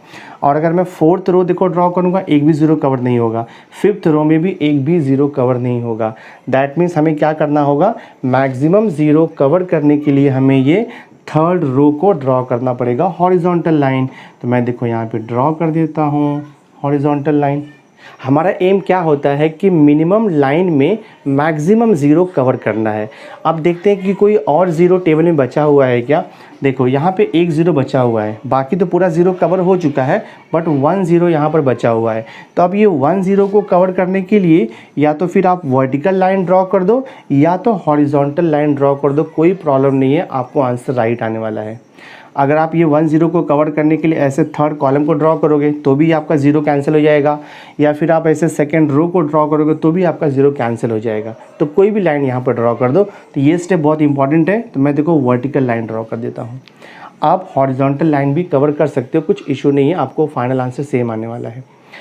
तो ये लाइंस आपको कब तक ड्रॉ करना है, जब तक कि पूरा लाइन देखो ये लाइंस आपको कब तक ड्रॉ करना है, जब तक कि पूरा ज़ीरो कवर नहीं हो जाएगा। लेकिन रूल आपको ध्यान में रखना है, वो बहुत इंपॉर्टेंट है, अदरवाइज़ आपका आंसर रॉन्ग आएगा। रूल आपका है minimum number of line draw करके मैक्सिमम ज़ीरो को कवर करना है। ये रूल आप ध्यान में रख लो, बिकॉज बाकी जो स्टेप है स्टेप 1 2 बाकी सब आप कर सकते हो, लेकिन स्टेप 3 में ये लाइंस ड्रॉ करने में मिस्टेक होता है। तो रूल आप ध्यान में रख लो कि minimum number of vertical and horizontal line draw करके हम मैक्सिमम ज़ीरो को कवर करेंगे स्टेप 2 में। अब ये लाइंस ड्रॉ हो गया। अब यहाँ पर आपको लिखना है स्टेप 3 में क्या लिखना है, देखो यहाँ पे अब आपको लिखना है कि नंबर ऑफ़ लाइन कितना ड्रॉ किया हमने। तो नंबर ऑफ़ लाइन देखो कितना ड्रॉ किया है, हम काउंट करेंगे नंबर ऑफ़ लाइन। तो पहले मैं वर्टिकल काउंट कर लेता हूँ। देखो 1 2 लाइन हो गया वर्टिकली ड्रॉ किया है, और एक लाइन देखो हमने हॉरिजॉन्टली ड्रॉ किया है। तो टोटल हमने 3 लाइन्स ड्रॉ किया है। तो नंबर ऑफ़ लाइन कितना आ गया, 3 आ गया। अब आपको लिखना है कि साइज़ ऑफ मैट्रिक्स कितना दिया है। Size of matrix, size of matrix का मतलब नंबर ऑफ़ रिसोर्सेज या फिर नंबर ऑफ़ एक्टिविटीज़ कितना है इसे। साइज़ ऑफ द मैट्रिक्स का मतलब होता है नंबर ऑफ़ रिसोर्सेज या तो फिर नंबर ऑफ़ एक्टिविटीज़ कितना दिया है क्वेश्चन में। तो नंबर ऑफ़ रिसोर्सेज देखो दिया है ना आपको यहाँ पे 1 2 3 4 5 वैगन्स दिया है, और यहाँ पे 5 स्टेशंस आपको दिया है। तो साइज़ ऑफ द मैट्रिक्स आपका 5 हो जाएगा। तो यहाँ पे लिखेंगे therefore number of line, number of line not equal to size of the matrix आ रहा है। Number of line not equal to देखो साइज ऑफ मैट्रिक्स आ रहा है। इसके पहले का जो हमने सम सॉल्व किया था वहाँ पर आपको नंबर ऑफ लाइन और size of the matrix same मिल गया था। तो हमने फिर स्टेप 3 को प्रोसीड किया था, तो हमने स्टेप 4 को प्रोसीड किया था। बट यहाँ पर देखो नंबर ऑफ लाइन और साइज ऑफ मैट्रिक्स इक्वल नहीं आ रहा है, तो हम स्टेप 4 को प्रोसीड नहीं कर सकते। आपको स्टेप 3 को अगेन सॉल्व करना पड़ेगा। तो देखो मैं कैसे मॉडिफाई करता हूँ सॉल्यूशन। अभी का सॉल्यूशन यहाँ पे मॉडिफाई होगा बिकॉज सॉल्यूशन ऑप्टिमल नहीं है। तो हम यहाँ पे लिखेंगे therefore solution is not optimal. Therefore solution is not optimal, ठीक है। तो सॉल्यूशन ऑप्टिमल नहीं है बिकॉज नंबर ऑफ लाइन और size of the matrix equal नहीं आ रहा है। सॉल्यूशन को ऑप्टिमल करने के लिए हम मॉडिफाई करेंगे अभी। तो मॉडिफाई करने के लिए एक रूल होता है, हम फाइंड आउट करेंगे पहले चेंज। चेंज का मीनिंग होता है मिनिमम। हाँ, चेंज का मीनिंग होता है minimum open value. Open value बोलो या उसे बोलो uncovered value. Minimum open value या आप उसे बोल सकते हो अनकवर्ड वैल्यू। अनकवर्ड वैल्यू का मतलब होता है कि जो वैल्यू लाइन के ऊपर नहीं है, ठीक है। तो change equal to minimum open value या आप उसे बोल सकते हो अनकवर्ड वैल्यू। तो हमने ये जो लाइंस ड्रॉ किया है, ये लाइंस जो हमने ड्रॉ किया है, तो इस टेबल में हम सर्च करेंगे कि जो वैल्यू लाइन के ऊपर नहीं है उसमें सबसे मिनिमम वैल्यू कौन सा है। देखो 4 6 8 4, फिर यहाँ पर देखो 11 4 6 11 3 5 1, ये अनकवर्ड वैल्यू है या इसे हम बोलते हैं ओपन वैल्यू। तो पूरे टेबल में जो ओपन वैल्यू है उसमें सबसे कम वैल्यू कौन सा है। देखो 4 6 8 4 11 4 6 11 1 3 5 3। तो पूरे टेबल में जो ओपन वैल्यू है, जो अनकवर्ड वैल्यू है, जो वैल्यू लाइन पे नहीं है, सबसे मिनिमम वैल्यू मुझे देखो 1 मिल रहा है। 1 से मिनिमम कोई वैल्यू नहीं है पूरे टेबल में, ठीक है। तो ये जो 1 मिला हमें minimum value, minimum uncovered value, ये आपका चेंज होता है। तो चेंज कितना मिल गया देखो आपको यहाँ पर, तो आपको यहाँ पर चेंज मिल गया है 1। अब ये चेंज वैल्यू जो हमें 1 मिला है उसे यूटिलाइज़ करके हम अभी न्यू टेबल फॉर्म कर लेंगे। तो मैं देखो यहाँ पे लिख देता हूँ, यहाँ पर आपको दिया है वैगन्स दिया है, ये फर्स्ट आपको दिया है, फिर यहाँ पर देखो आपको सेकंड दिया है, फिर यहाँ पर ये थर्ड वैगन है, और आपको यहाँ पे फोर्थ है, और ये देखो आपको फिफ्थ दिया हुआ है। और यहाँ पर क्या दिया है आपको, यहाँ पर हमें स्टेशंस दिया है। तो यहाँ पर फर्स्ट है, फिर यहाँ पर देखो आपको सेकंड दिया है, देन यहाँ पर थर्ड स्टेशन है, फिर यहाँ पर देखो आपको फोर्थ दिया हुआ है, और यहाँ पर हमें फिफ्थ दिया हुआ है, ठीक है। अब चेंज का रूल आप ध्यान में रखो। देखो अब यहाँ पे ये टेबल का वैल्यू कैसे मिलेगा, ये टेबल से हमें मिलेगा चेंज को यूटिलाइज़ करके। बहुत ही सिंपल सा मेथड है। इस टेबल में जो ओपन वैल्यू है, ओपन वैल्यू मतलब जो अनकवर्ड वैल्यू है, जो वैल्यू लाइन के ऊपर नहीं है, उसमें से हम चेंज वैल्यू को माइनस करेंगे। जैसे कि 4 6 ये ओपन वैल्यू है, तो इसमें से चेंज को माइनस करके यहाँ पर लिख देंगे हम लोग। जो वैल्यू दो लाइन के इंटरसेक्शन पर है उस वैल्यू में हम चेंज वैल्यू को ऐड करेंगे। जैसे देखो ये 0 दो लाइन का इंटरसेक्शन है, तो इसमें हम 1 को यानी कि चेंज वैल्यू को ऐड कर देंगे। बाकी जो वैल्यू सिंगल लाइन के ऊपर लाइज है वो एज इट इज़ यहाँ पर कॉपी करना है। तो मैं देखो मॉडिफाई करके टेबल लिखता हूँ यहाँ पर। देखो 4 आपको दिया है, 4 क्या है, ओपन वैल्यू है, तो 4 में से हम ये चेंज को माइनस करेंगे, तो 4 - 1 कितना हो जाएगा, देखो 3 हो जाएगा। 6 भी ओपन वैल्यू है, तो 6 - 1 कितना हो जाएगा, देखो 5 हो जाएगा। ये 0 जो दिया है वो लाइन के ऊपर है, सिंगल लाइन के ऊपर है, तो 0 को हमें वैसे ही कॉपी करना है, कोई चेंजेस नहीं होता है। नेक्स्ट देखो 8 आपका ओपन वैल्यू है, तो 8 में से हम चेंज को माइनस करेंगे, तो 8 - 1 कितना आएगा, 7 आएगा। फिर ये 4 भी आपका ओपन वैल्यू है, तो 4 में से हम चेंज को माइनस करेंगे तो 4 - 1 देखो आपका ये 3 हो जाएगा। अब मैं एग्जैक्टली सेम वे देखो सेकंड कॉलम कैलकुलेट करूंगा, तो सेकंड कॉलम में देखो ये 0 जो है सिंगल लाइन के ऊपर है, तो आपको वैसे ही कॉपी करना है। फिर 3 भी आपका सिंगल लाइन पे वैसे ही कॉपी कर लोगे। अब ये जो 0 वैल्यू है 2 लाइन का इंटरसेक्शन है, तो जब 2 लाइन का इंटरसेक्शन रहेगा तो उस लाइन के ऊपर जो वैल्यू है उसमें चेंज को ऐड करेंगे। चेंज कितना मिला है 1, तो 0 + 1 करोगे तो यहाँ पर देखो आपका 1 आ जाएगा। नेक्स्ट वैल्यू क्या है, देखो यहाँ पे 0 सिंगल लाइन पर है, ये 0 भी सिंगल लाइन पर है, तो वैसे ही आपको कॉपी करना है 0 0। देखो थर्ड कॉलम आपको दिया है। अब ये 4 जो है वो लाइन के ऊपर है, तो 4 वैसे ही कॉपी करना है आपको, ये वैल्यू को 4 वैसे ही रहेगा। फिर 0 भी देखो लाइन के ऊपर है, वैसे ही रहने वाला है। अब यहाँ पर इंपॉर्टेंट है, ये जो 2 है ना वो 2 लाइन के इंटरसेक्शन पर है, तो 2 में हम चेंज वैल्यू को ऐड करेंगे। चेंज वैल्यू कितना मिला है 1, तो 2 + 1 देखो यहाँ पर आएगा 3 आएगा आपका न्यू वैल्यू। फिर ये 3 इंटरसेक्शन नहीं है, जस्ट लाइन के ऊपर है। 8 भी आपका इंटरसेक्शन के ऊपर नहीं है, लाइन के ऊपर, तो वैसे ही कॉपी करना है। तो यहाँ पर 3 और यहाँ पर 8 आपका एज इट इज़ रहेगा। अब देखो फोर्थ कॉलम चेक करते हैं हम लोग। 11 आपका ओपन वैल्यू है, तो 11 में से चेंज को माइनस करेंगे तो 11 - 1 कितना हो जाएगा, देखो ये आपका 12 हो जाएगा। 4 भी ओपन वैल्यू है, तो 4 - 1 किया तो यहाँ पर देखो आपको 3 मिल जाएगा। 0 सिंगल लाइन पर है, वैसे ही आपको कॉपी कर लेना है। 6 ओपन वैल्यू है, 6 - 1 करेंगे तो 5 आएगा। 11 भी आपका ओपन वैल्यू है, 11 - 1 करेंगे तो यहाँ पर देखो आपको 10 मिल जाएगा। एग्जैक्टली सेम वे हम फिफ्थ कॉलम भी फाइंड आउट करेंगे। 3 5 और ये 3 1 ओपन वैल्यू है सब, तो 3 - 1 तो देखो यहाँ पर 2 हो जाएगा। 5 - 1 किया तो 4 आएगा। ये 0 सिंगल लाइन पर है, इंटरसेक्शन नहीं है, तो वैसे ही आप कॉपी कर लो। 3 आपका ओपन वैल्यू है, तो 3 माइनस चेंज 2 आएगा। 1 भी आपका ओपन वैल्यू है, तो 1 माइनस चेंज देखो 0 आएगा ये। तो ये आपका मॉडिफाइड टेबल हो गया। अब ये टेबल यूटिलाइज करके अगेन हम सॉल्व करेंगे। ये सब प्रोसेस आपका स्टेप 3 में चल रहा है, स्टेप 4 अभी हमने स्टार्ट नहीं किया है। अगेन हम यहाँ पे क्या करेंगे, टेस्ट फॉर ऑप्टिमैलिटी करेंगे, जैसे हमने इसके पहले देखो किया था। यानी कि जब तक आपका नंबर ऑफ लाइन और साइज ऑफ मैट्रिक्स इक्वल नहीं आएगा तब तक ये चेंज का प्रोसेस आपका चलते रहेगा। ठीक है, तो अब मैं चेक करूंगा कि यहाँ पर नंबर ऑफ लाइन और साइज ऑफ मैट्रिक्स इक्वल आ रहा है या नहीं आ रहा है। तो उसके लिए हमें अगेन यहाँ पर लाइन ड्रॉ करना पड़ेगा। देखो मैं ड्रॉ करता हूँ। तो लाइन ड्रॉ करने का रूल आपको मालूम है। लाइन कैसे ड्रॉ करते हैं हम लोग, लाइन को आप वर्टिकल भी ड्रॉ कर सकते हो, हॉरिजॉन्टल भी ड्रॉ कर सकते हो, बट कंडीशन है कि मिनिमम नंबर ऑफ लाइन में मैक्सिमम 0 कवर होना चाहिए, वो आपको ध्यान में रखना है, अदरवाइज़ आपका सॉल्यूशन रॉन्ग हो जाएगा। तो मैं पहले वर्टिकली ट्राई करता हूँ कि कहाँ पर मैक्सिमम 0 कवर हो रहा है। अगर मैं ये फर्स्ट कॉलम ड्रॉ करूँगा तो एक ही 0 कवर हो रहा है। अगर मैं सेकंड कॉलम ड्रॉ करूँगा तो 1 2 3 0 एट अ टाइम कवर हो रहा है। ठीक है, और अगर मैं ये थर्ड कॉलम ड्रॉ करूँगा, देखो एक ही 0 कवर हो रहा है। फोर्थ कॉलम ड्रॉ करेंगे तो सिंगल 0 कवर होगा, और फिफ्थ कॉलम ड्रॉ करेंगे तो 2 0 कवर हो रहा है। मतलब मैक्सिमम 0 कौन से कॉलम में कवर हो रहा है आपका, मैक्सिमम 0 आपका सेकंड कॉलम में कवर हो रहा है।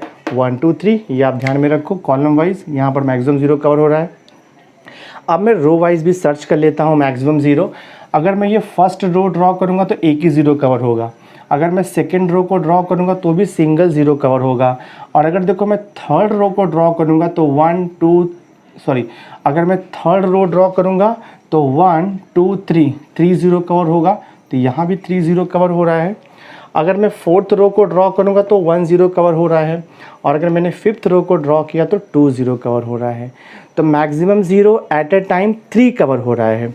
देखो अगर मैंने थर्ड रो ड्रॉ किया तो 1 2 3 0 कवर होगा, या तो फिर अगर मैंने सेकंड कॉलम ड्रॉ किया तो 1 2 3 0 एट अ टाइम कवर होगा। तो हमें मैक्सिमम 0 पहले कवर करना है, अदरवाइज सॉल्यूशन आपका रॉन्ग हो जाएगा। तो अगर आप ये सेकंड कॉलम ड्रॉ करोगे तो भी 3 0 कवर होगा। अगर आप ये थर्ड रो ड्रॉ करोगे तो भी 3 0 कवर होगा। तो कोई भी ड्रॉ कर सकते हो आप, या तो आप ये थर्ड रो को ड्रॉ कर लो हॉरिजॉन्टल, या तो फिर आप सेकंड कॉलम को ड्रॉ कर लो वर्टिकली, कोई भी चलेगा।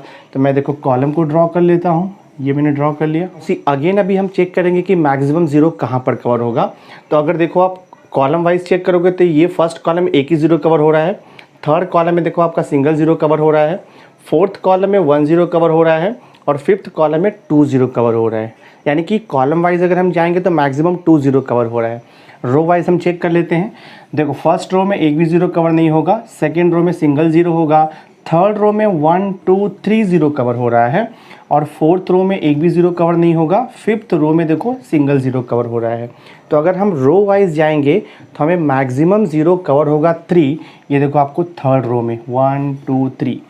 तो रो वाइज हो या तो कॉलम वाइज हो, लाइन ड्रॉ करने पर maximum zero eight a time cover होना चाहिए, तो वो राइट रहेगा आपका। तो मैं देखो यहाँ पे ये थर्ड रो को ड्रॉ करूँगा तो मैक्सिमम ज़ीरो मेरा कवर हो जाएगा 3 दिस वे।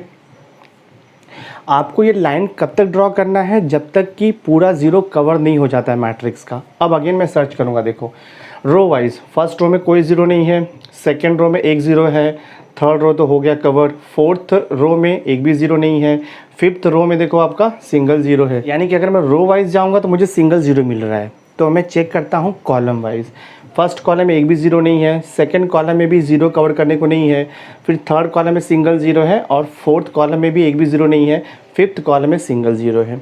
तो अब अगर आप रो वाइज कवर करो या तो फिर कॉलम वाइज कवर करो, आपको सिंगल ज़ीरो ही मिलने वाला है। तो कोई भी आप लाइन ड्रॉ कर सकते हो। तो मैं देखो यहाँ पर ये सेकेंड रो को ड्रॉ कर सकता हूँ, सिंगल ज़ीरो कवर हो गया, ठीक है। अभी एक ज़ीरो और बचा है, देखो ये ज़ीरो। तो ये ज़ीरो को भी आप या तो हॉरिजॉन्टल कवर करो या तो वर्टिकल कवर करो, एक ही ज़ीरो कवर होगा। तो कैसे भी चलेगा लाइन आपका, हॉरिजॉन्टल भी चलेगा, वर्टिकल भी चलेगा। तो मैं देखो यहाँ पे हॉरिजॉन्टल ही ड्रॉ कर देता हूँ। तो मैट्रिक्स में जितना भी ज़ीरो था सब लाइन के थ्रू कवर हो गया, यानी कि minimum number of line draw करके मैट्रिक्स का ऑल ज़ीरोज़ हमने कवर्ड कर दिया। अब मैं देखो यहाँ पे चेक करूँगा सॉल्यूशन फॉर ऑप्टिमैलिटी। तो यहाँ पर हम लिखेंगे नंबर ऑफ़ लाइन। देखो नंबर ऑफ़ लाइन हमें कितना मिल रहा है, चेक करो आप, नंबर ऑफ़ लाइन काउंट करो। देखो ये 1 हो गया, 2 हो गया, 3 हो गया, और वर्टिकली एक 4 हो गया। तो नंबर ऑफ़ लाइन 4 हो गया। और साइज़ ऑफ मैट्रिक्स क्या है, नंबर ऑफ़ लाइन तो 4 हो गया, और हमें साइज़ ऑफ मैट्रिक्स कितना मिला है, देखो साइज़ ऑफ मैट्रिक्स कितना है, 5 है, बिकॉज यहाँ पर 5 वैगन्स है और 5 जो है वो स्टेशन से, तो वो साइज़ ऑफ मैट्रिक्स होता है। तो ये 5 है। अगेन देखो इक्वल नहीं आ रहा है, तो यहाँ पे लिखेंगे हम लोग देयरफॉर नंबर ऑफ़ लाइन, हाँ therefore number of line not equal to, देखो यहाँ पर दिया है आपको साइज़ ऑफ मैट्रिक्स, ठीक है। Therefore solution is not optimal, therefore solution is not optimal. तो जब सॉल्यूशन ऑप्टिमल नहीं आया तो अगेन हमें वही चेंज फाइंड आउट करना है। तो चेंज हम तब तक फाइंड आउट करेंगे जब तक कि आपका ये इक्वल नहीं हो जाता है। यही इसमें मेन कॉन्सेप्ट है। अगर ये आपको समझ में आ गया तो कोई भी क्वेश्चन आपको दिया रहेगा असाइनमेंट प्रॉब्लम का, ईजिली आप उसे सॉल्व कर सकते हो। तो अब मैं अगेन फाइंड आउट करूँगा यहाँ पर चेंज। तो I will write here change because solution optimal नहीं है। तो अब चेंज जो है, अब इस टेबल से चेंज निकालेंगे हम लोग। तो जो भी सॉल्व करेंगे, जो करंट आपका टेबल रहेगा उसी से आपको निकालना है। तो अब इस टेबल में आप फाइंड आउट करोगे चेंज। तो चेंज इक्वल टू मैंने आपको क्या दिया था, चेंज इक्वल टू होता है minimum open value. Open value बोलो या तो फिर आप उसे बोल सकते हो अनकवर्ड वैल्यू, ठीक है।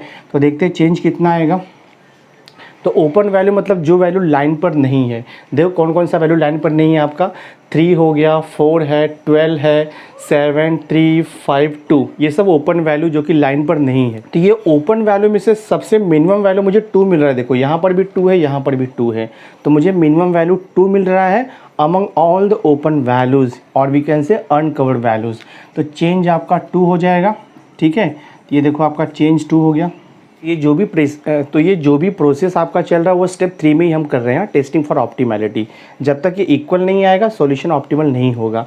तो अब मैं क्या करूँगा, अगेन अब इस टेबल से मैं एक न्यू टेबल मॉडिफाई कर लूँगा। थोड़ा सा मैंने यहाँ पे मिस्टेक किया है, मैंने जो वैगन्स है उसको मैंने first second third fourth fifth से लिख दिया है, बट आपको वैगन्स जो है 1 2 3 4 5 नंबर से दिया हुआ था, तो कोई प्रॉब्लम नहीं है। आप यहाँ पर नंबर्स कर लो, 1 हो गया, एंड दिस इज़ देखो आपका 2 है, और ये आप 3 लिख दो, और यहाँ पर आप लिख दो 4, और ये देखो आपका 5 है। बिकॉज जो वैगन्स हमको दिया वो नंबर के थ्रू दिया, 1 2 3 4 5, और ये 1 2 3 4 5 आपको दिया था स्टेशंस। तो यहाँ पे 1 2 3 4 5 रहेगा, ठीक है। मैं देखो न्यू टेबल यहाँ पे लिखता हूँ, तो I will write here wagons क्या दिया है आपको, फर्स्ट, फिर देखो यहाँ पर सेकेंड है, फिर यहाँ पर थर्ड है, ये फोर्थ हो गया, और देखो फिफ्थ वैगन हो गया, और यहाँ पे स्टेशंस आपको क्या दिया है, फर्स्ट, फिर यहाँ पर सेकंड है, दिस इज़ थर्ड, यहाँ पर फोर्थ और यहाँ पर देखो आपको फिफ्थ दिया है। तो चेंज का रूल तो आपको पता ही है, जो ओपन वैल्यू है उसमें से चेंज को माइनस करेंगे हम लोग। ओपन वैल्यू में से चेंज वैल्यू को माइनस करते हैं और जहाँ पर इंटरसेक्ट हो रहा है, दो लाइन जहाँ पर इंटरसेक्ट कर रहा है वहाँ पर हम चेंज वैल्यू को ऐड करते जाएंगे, ठीक है। और बाकी रेस्ट ऑफ द वैल्यूज़ जो सिंगल लाइन पर वो एज इट इज़ रहेगा। तो मैं देखो चेंजेस करता हूँ, तो 3 ओपन वैल्यू है, चेंज को माइनस करो, 3 - 2 कितना हो जाएगा आपका 1। फिर यहाँ पर देख लो आप 5 एज इट इज़ रहेगा, लाइन के ऊपर है, 0 ऐसे ही रहेगा। 7 आपका ओपन वैल्यू है तो 7 - 2 5 हो जाएगा। 3 सिंगल लाइन पर है वैसे ही रहेगा। सेकंड कॉलम देखो ये 0 लाइन पर है वैसे ही रहने वाला है। 3 जो वैल्यू है, ये 3 जो है दो लाइन का इंटरसेक्शन है, तो इसमें हम चेंज वैल्यू को ऐड करेंगे। जहाँ पर भी इंटरसेक्ट होगा ना दो लाइन, उस वैल्यू में हम चेंज वैल्यू को ऐड करते हैं। तो 3 + 2 कितना हो जाएगा 5, यहाँ पर 5 लिख दो। नेक्स्ट देखो ये 1 भी इंटरसेक्शन वैल्यू पे है, बिकॉज 1 जो है दो लाइन पे इंटरसेक्ट हो रहा है, तो 1 में भी हम चेंज वैल्यू को ऐड करेंगे। तो 1 + 2 कितना हो जाएगा, देखो ये 3 हो जाएगा आपका। नेक्स्ट देखो ये 0 सिंगल लाइन पर एज इट इज़ रहेगा, ये 0 देखो इंटरसेक्ट हो रहा है, तो 0 प्लस ये चेंज वैल्यू 2, तो आपको यहाँ पर देखो 2 मिल जाएगा। थर्ड कॉलम देखो 4 ओपन वैल्यू है, तो 4 माइनस चेंज, तो 4 - 2 2 आएगा। 0 ऐसे ही रहेगा, 3 भी ऐसे ही रहने वाला है। ये 3 ओपन वैल्यू है, तो 3 - 2 करेंगे तो 1 आएगा। 8 आपका एज इट इज़ रहेगा। फोर्थ कॉलम देखो ये 12 आपका ओपन वैल्यू है, तो 12 माइनस चेंज करेंगे, 12 - 2 किया तो 10 आएगा। फिर यहाँ पर 3 लाइन के ऊपर है एज इट इज़, 0 भी एज इट इज़ रहेगा। 5 ओपन वैल्यू है, तो 5 - 2 किया तो देखो 3 आएगा। फिर ये 10 देखो एज इट इज़ आपका रहने वाला है। लास्ट कॉलम 2 ओपन वैल्यू है, तो 2 - 2 0। 4 देखो आपका लाइन के ऊपर है, तो वैसे ही रहेगा वो। ये 0 आपका सिंगल लाइन पर है वैसे ही रहेगा। 2 ओपन वैल्यू है, 2 - 2 0 हो जाएगा। और ये देखो 0 आपका 0 ही रहने वाला है। तो हमने ये न्यू टेबल मॉडिफाई करके निकाल लिया, चेंज = 2 को यूज़ करके। अगेन अब आपको सॉल्यूशन को ऑप्टिमल चेक करना है, तो अगेन हम इस टेबल में नंबर ऑफ लाइंस ड्रॉ करेंगे। पहले चेक करेंगे मैक्सिमम 0 कहाँ पर आ रहा है। मैं पहले रो वाइज चेक करता हूँ। देखो फर्स्ट रो में 2 0 कवर होगा, अगर मैंने सेकंड रो ड्रॉ किया तो एक ही 0 जाएगा। थर्ड रो में देखो 1 2 3 0 जाएगा, तो जस्ट मैं मार्क कर देता हूँ बिकॉज यहाँ पे मैक्सिमम जा रहा है। और देखो फोर्थ रो में 1 2 0 जाएगा, अगर फिफ्थ रो ड्रॉ किया तो सिंगल 0 जाएगा। यानी कि अगर मैं रो वाइज ड्रॉ करूँगा तो 3 में जो है मैक्सिमम 0 आपका जा रहा है, मतलब 3 जो थर्ड रो है वहाँ पे आपका 3 0 एट अ टाइम कैंसिल होगा। बट हमें कॉलम वाइज भी चेक करना है।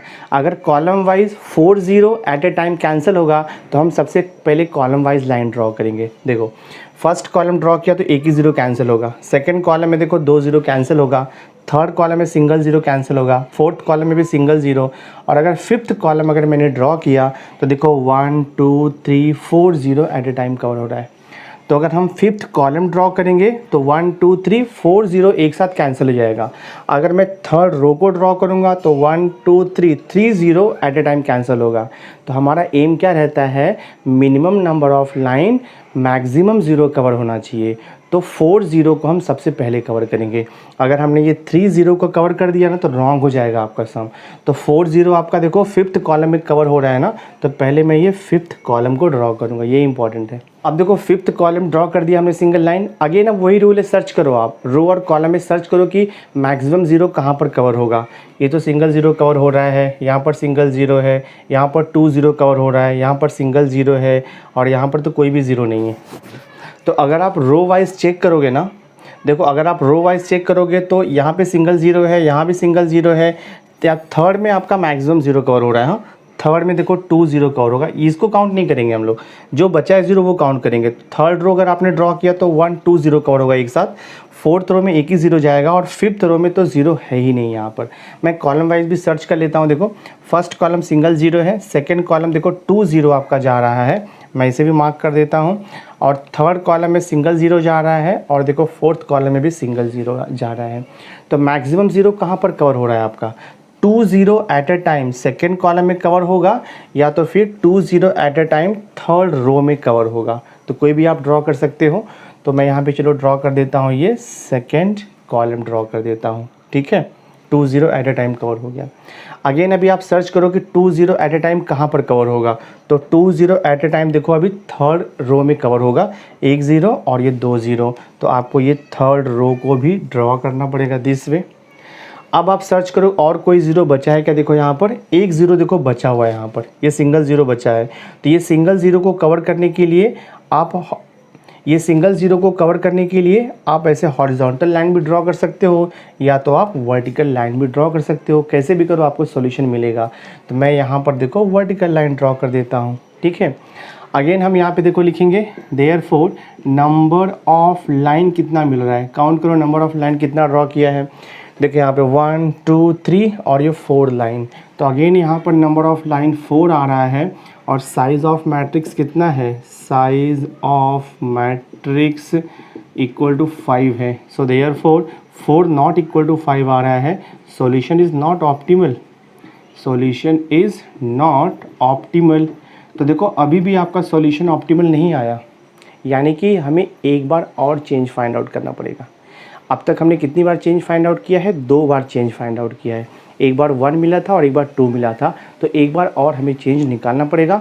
होपफुली इसके बाद आपको सॉल्यूशन मिल जाएगा। तो अगेन देखो मैं यहाँ पर चेंज फाइंड आउट करता हूँ, चेंज, तो change equal to minimum open value. अब ये टेबल में देखो सबसे मिनिमम वैल्यू कौन सा मिल रहा है आपको, 1 है, 5 है, 5 है, 3 है, फिर 10 3 3 10 है, तो सबसे मिनिमम वैल्यू ओपन आपका 1 ही है। तो चेंज इक्वल टू देखो यहाँ पर 1 आएगा। अब ये 1 को यूटिलाइज करके न्यू टेबल आप फटाफट फॉर्म कर लो। यहाँ पर देखो आपको वैगन्स दिया है फर्स्ट, फिर यहाँ पर देखो सेकंड है, फिर ये थर्ड है, यहाँ पर फोर्थ आपको दिया है, फिर यहाँ पर देखो फिफ्थ दिया है। स्टेशंस आपको दिया है यहाँ पर फर्स्ट सेकंड, देन यहाँ पर ये थर्ड है, ये फोर्थ है और ये फिफ्थ स्टेशन आपको दिया हुआ है। तो पता ही आपका चेंज का ओपन वैल्यू में से चेंज को माइनस करना है। 1 ओपन वैल्यू है तो 1 - 1 0, 5 - 1 देखो 4 आएगा, ये 0 लाइन पर है वैसे ही रहेगा। ये 5 देखो ओपन वैल्यू है, 5 - 1 4 आएगा। 3 ओपन वैल्यू है, 3 - 1 2 आएगा। सेकंड कॉलम आप देखो यहाँ पर 0 लाइन के ऊपर है वैसे ही रहेगा, 5 भी वैसे ही रहेगा, और 3 जो है 2 लाइन का इंटरसेक्शन है, तो 3 में हम चेंज को ऐड करेंगे, तो 3 + 1 कितना हो जाएगा, तो ये 4 हो जाएगा। ये 0 आपका लाइन पर है वैसे ही रहेगा, ये 2 भी आपका लाइन पर है वैसे ही रहेगा। थर्ड कॉलम चेक करते हैं हम लोग, 2 लाइन पर है एज इट इज़ लिख दो यहाँ पर, 0 भी एज इट इज़ रहेगा। जो वैल्यू 3 है वो 2 लाइन का इंटरसेक्शन है, तो वहाँ पर चेंज ऐड होगा, तो 3 + 1 कितना हो जाएगा, देखो 4 हो जाएगा। ये 1 लाइन पर एज इट इज़ रहेगा, 8 भी लाइन पर है एज इट इज़ रहेगा। फोर्थ कॉलम देखते हैं हम लोग, 10 ओपन वैल्यू है तो 10 - 1 देखो 9 हो जाएगा, 3 - 1 आपको 2 मिलेगा।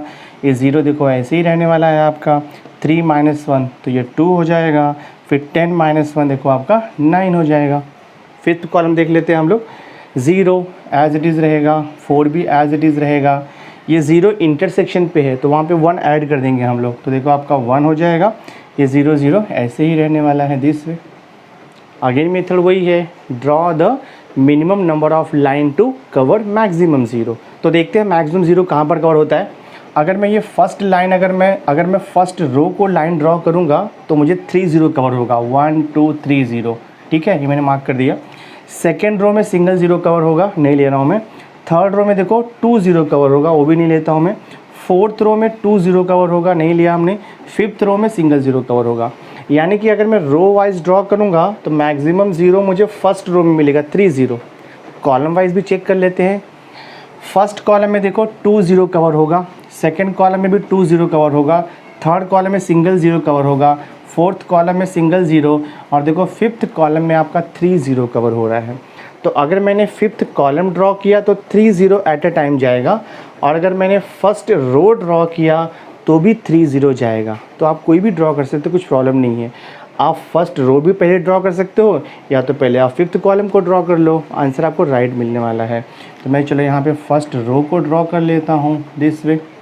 भी आप चेक करो मैक्सिमम 0 कहाँ पर होगा। सेकेंड रो में तो सिंगल 0 है, थर्ड रो में देखो 2 0 कवर हो रहा है, फोर्थ रो में 2 0 कवर हो रहा है, फिफ्थ रो में सिंगल 0।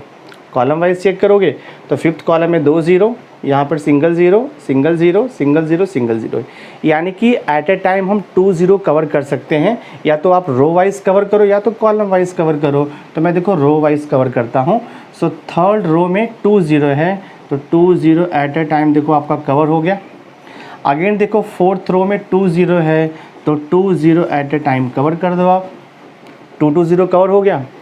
अभी आपका देखो 0 बचा है क्या, देखो यहाँ पर देखो सेकंड रो में सिंगल 0 बचा है, फिफ्थ रो में देखो सिंगल 0 बचा है। तो अगर आप सेकंड रो ड्रॉ करोगे तो भी एक ही 0 जाएगा, और अगर आप फिफ्थ रो ड्रॉ करोगे तो भी सिंगल 0 जाएगा। अगर आप कॉलम वाइज चेक करोगे तो देखो आप यहाँ पर थर्ड कॉलम अगर ड्रॉ करोगे तो सिंगल 0 कवर हो जाएगा, फिफ्थ कॉलम ड्रॉ करोगे तो भी सिंगल 0 कवर हो जाएगा।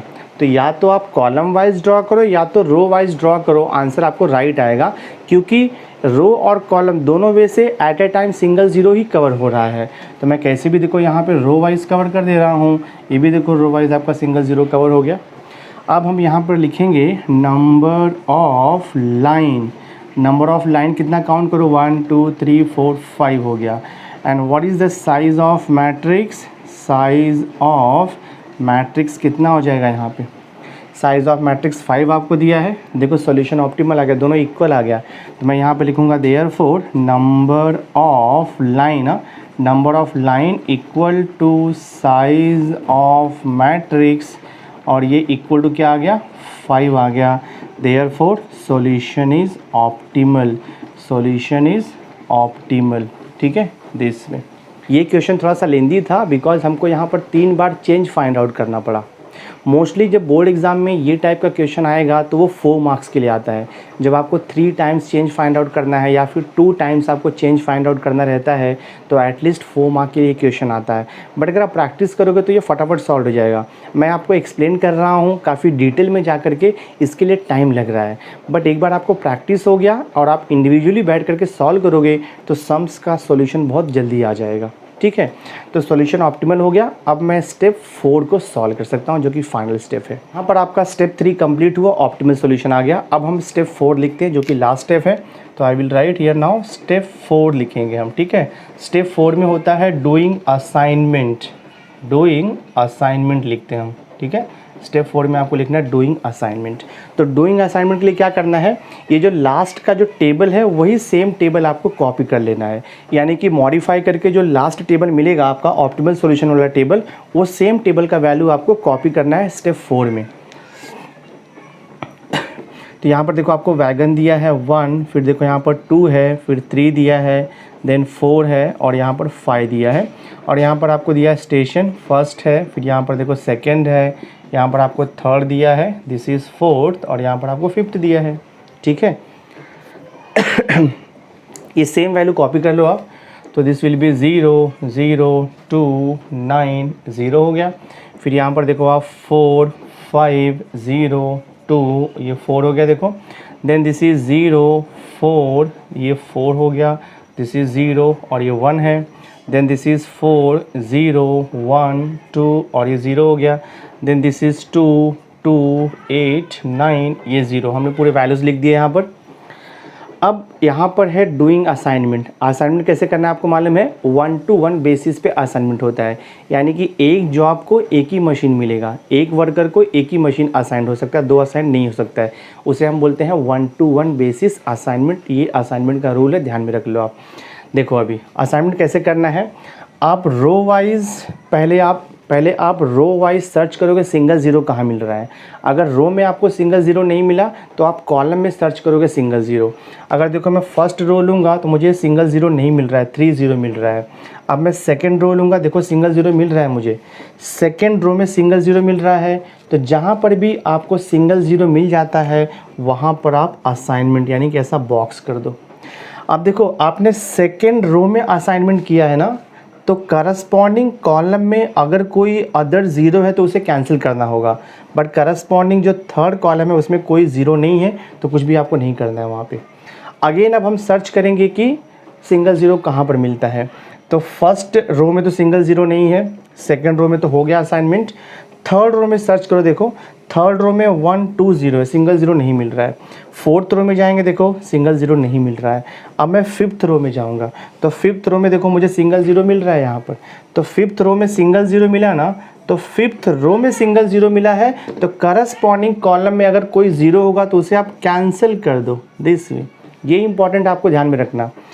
हमने फिफ्थ रो में सिंगल 0 असाइन किया तो ये सिंगल ज़ीरो का जो करस्पॉन्डिंग कॉलम है उसमें अगर कोई ज़ीरो है तो उसे कैंसिल कर देना है, बिकॉज असाइनमेंट 1 to 1 बेसिस होता है। एक बार देखो फिफ्थ जॉब का असाइनमेंट हो गया है यहाँ पर, तो एक बार देखो ये फिफ्थ वैगन का असाइनमेंट यहाँ पे फिफ्थ स्टेशन पर हो गया है, तो और कोई दूसरा असाइनमेंट नहीं हो सकता वहाँ पर, इसीलिए हमें ये कैंसिल करना पड़ता है। अगेन हम सर्च करेंगे starting from the first row कि सिंगल ज़ीरो कहाँ पर मिल रहा है। देखो यहाँ पर सिंगल ज़ीरो नहीं है, 2 ज़ीरो है। सेकंड रो तो असाइन हो गया है। थर्ड रो में भी 2 ज़ीरो, सिंगल ज़ीरो नहीं है। फोर्थ रो अगर आप जाओगे ना देखो, तो फोर्थ रो में देखो सिंगल ज़ीरो मिल गया है अपने को, बिकॉज जो कैंसिल हो गया वो काउंट नहीं होगा। तो अब देखो फोर्थ रो में हमें सिंगल ज़ीरो मिल रहा है, तो मैंने फोर्थ रो में असाइनमेंट कर दिया। आपने फोर्थ रो में असाइनमेंट किया है तो करस्पॉन्डिंग कॉलम में अगर कोई ज़ीरो होगा तो उसे कैंसिल कर दो दिस वे। तो फोर्थ रो में सिंगल ज़ीरो असाइन किया, उसका करस्पॉन्डिंग कॉलम कोई ज़ीरो है तो कैंसिल कर दो, मैंने कैंसिल कर दिया। अगेन आपको सर्च करना है कि सिंगल ज़ीरो कहाँ मिल रहा है। आप फर्स्ट रो में फिर से जाओ, तो देखो फर्स्ट रो में आप सिंगल ज़ीरो मिल गया, क्योंकि ये ज़ीरो तो कैंसिल हो गया है। तो फर्स्ट रो में सिंगल ज़ीरो मिल गया, असाइनमेंट कर दो। तो फर्स्ट रो में आपने सिंगल ज़ीरो असाइन किया है, तो करस्पॉन्डिंग कॉलम में अगर कोई ज़ीरो है तो उसे कैंसिल कर दो। तो फर्स्ट रो में ज़ीरो असाइन किया तो करस्पॉन्डिंग कॉलम में ज़ीरो है, इसे कैंसिल कर दो आप। अगेन आप सर्च करो कहीं और सिंगल ज़ीरो मिल रहा है क्या, तो देखो मुझे यहाँ पे थर्ड रो में सिंगल ज़ीरो मिल रहा है। तो थर्ड रो में मैंने सिंगल ज़ीरो असाइन किया, करस्पॉन्डिंग कॉलम में कुछ भी कैंसिल करने के लिए ज़ीरो नहीं है, तो असाइनमेंट मेरा कंप्लीट हो गया। बिकॉज देखो यहाँ पे वैगन 1 को स्टेशन 1 पे असाइन किया जाएगा, फिर देखो वैगन सेकेंड को स्टेशन 3 पे असाइन किया जाएगा, और वैगन 3 को जो है स्टेशन 4 पे असाइन किया जाएगा, और वैगन जो 4 है उसे हम स्टेशन 2 पे असाइन करेंगे, और वैगन 5 को जो है हम स्टेशन 5 पे असाइन करेंगे। तो ये देखो असाइनमेंट शेड्यूल आ गया आपका। अब मैं फाइनल आंसर लिख देता हूँ। अभी फाइनल लिखूँगा ऑप्टिमम असाइनमेंट शेड्यूल। हाँ, तो मैं देखो यहाँ पे लिखता हूँ, तो I will write here optimal assignment. हाँ, यहाँ पे लिखेंगे हम ऑप्टिमल असाइनमेंट शेड्यूल। हाँ, ऑप्टिमल असाइनमेंट शेड्यूल, एंड यहाँ पर आएगा आपका टोटल, एंड टोटल क्या पूछा था आपको, माइलेज कवर्ड। हाँ, एंड टोटल मिनिमम। हाँ, total minimum mileage, total minimum mileage ये आपको निकालना था। तो इसके लिए हम एक कॉलम बना देंगे। यहाँ पे फर्स्ट कॉलम आप लिखोगे वैगन, आपको दिया था वैगन दिया था। सेकंड कॉलम आपको दिया था स्टेशन, ठीक है। और थर्ड कॉलम में क्या लिखोगे आप, माइलेज लिखोगे दिस वे, माइलेज। तो यहाँ पर मैं कॉलम बना देता हूँ सिंपली। देखो वैगन क्या है आपका, ये देखो फर्स्ट वैगन है, ये सेकंड है, थर्ड है, और ये फोर्थ है, और ये फिफ्थ है। तो फर्स्ट वैगन देखो, फर्स्ट वैगन कौन से स्टेशन पे जाएगा, फर्स्ट वैगन ये फर्स्ट वाले स्टेशन पे जाएगा, तो ये फर्स्ट हो गया यहाँ पे। सेकंड वैगन कहाँ पर जाएगा, देखो थर्ड स्टेशन पे, तो ये थर्ड स्टेशन पे हो गया असाइनमेंट। और जो थर्ड वैगन है वो कहाँ पर जाएगा, फोर्थ स्टेशन पे जाएगा, तो ये हो गया फोर्थ से असाइनमेंट। फोर्थ जो वैगन है वो कहाँ पर जाएगा, सेकेंड स्टेशन पे, तो ये हो गया देखो आपका सेकेंड। देन फिफ्थ जो वैगन है वो कहाँ पर जाएगा, फिफ्थ स्टेशन पे, तो आप यहाँ पे 5 लिख दोगे, ठीक है। अब आपको लिखना है माइलेज। तो ये जो वैल्यू होता है लास्ट कॉलम का, वो हम ओरिजिनल क्वेश्चन से लिखते हैं। तो ओरिजिनल क्वेश्चन देखो मैंने यहाँ पे लिखा हुआ है। तो फर्स्ट और ये फर्स्ट का कॉम्बिनेशन क्या है, फर्स्ट वैगन और फर्स्ट स्टेशन कॉम्बिनेशन कितना दिया है, 10, तो यहाँ पे लिख दोगे आप 10। देन देखो सेकेंड का थर्ड से कॉम्बिनेशन है, तो सेकेंड वैगन का थर्ड से देखो कॉम्बिनेशन है, तो वैल्यू कितना आएगा आपका 6, तो यहाँ पर आप लिख दो 6। नेक्स्ट थर्ड वैगन का देखो 4 से कॉम्बिनेशन है, थर्ड वैगन का 4 से कॉम्बिनेशन मतलब ये वैल्यू आएगा आपका 4 लिख दोगे आप यहाँ पर।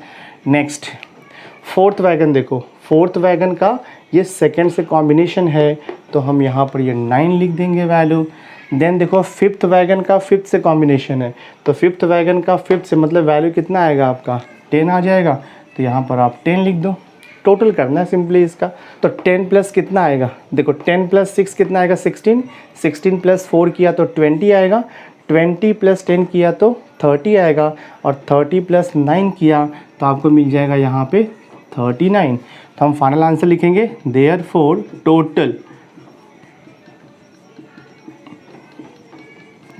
Total minimum mileage equal to कितना आएगा 39 हो गया। तो ये सम आपका कम्प्लीटली सॉल्व हो गया है।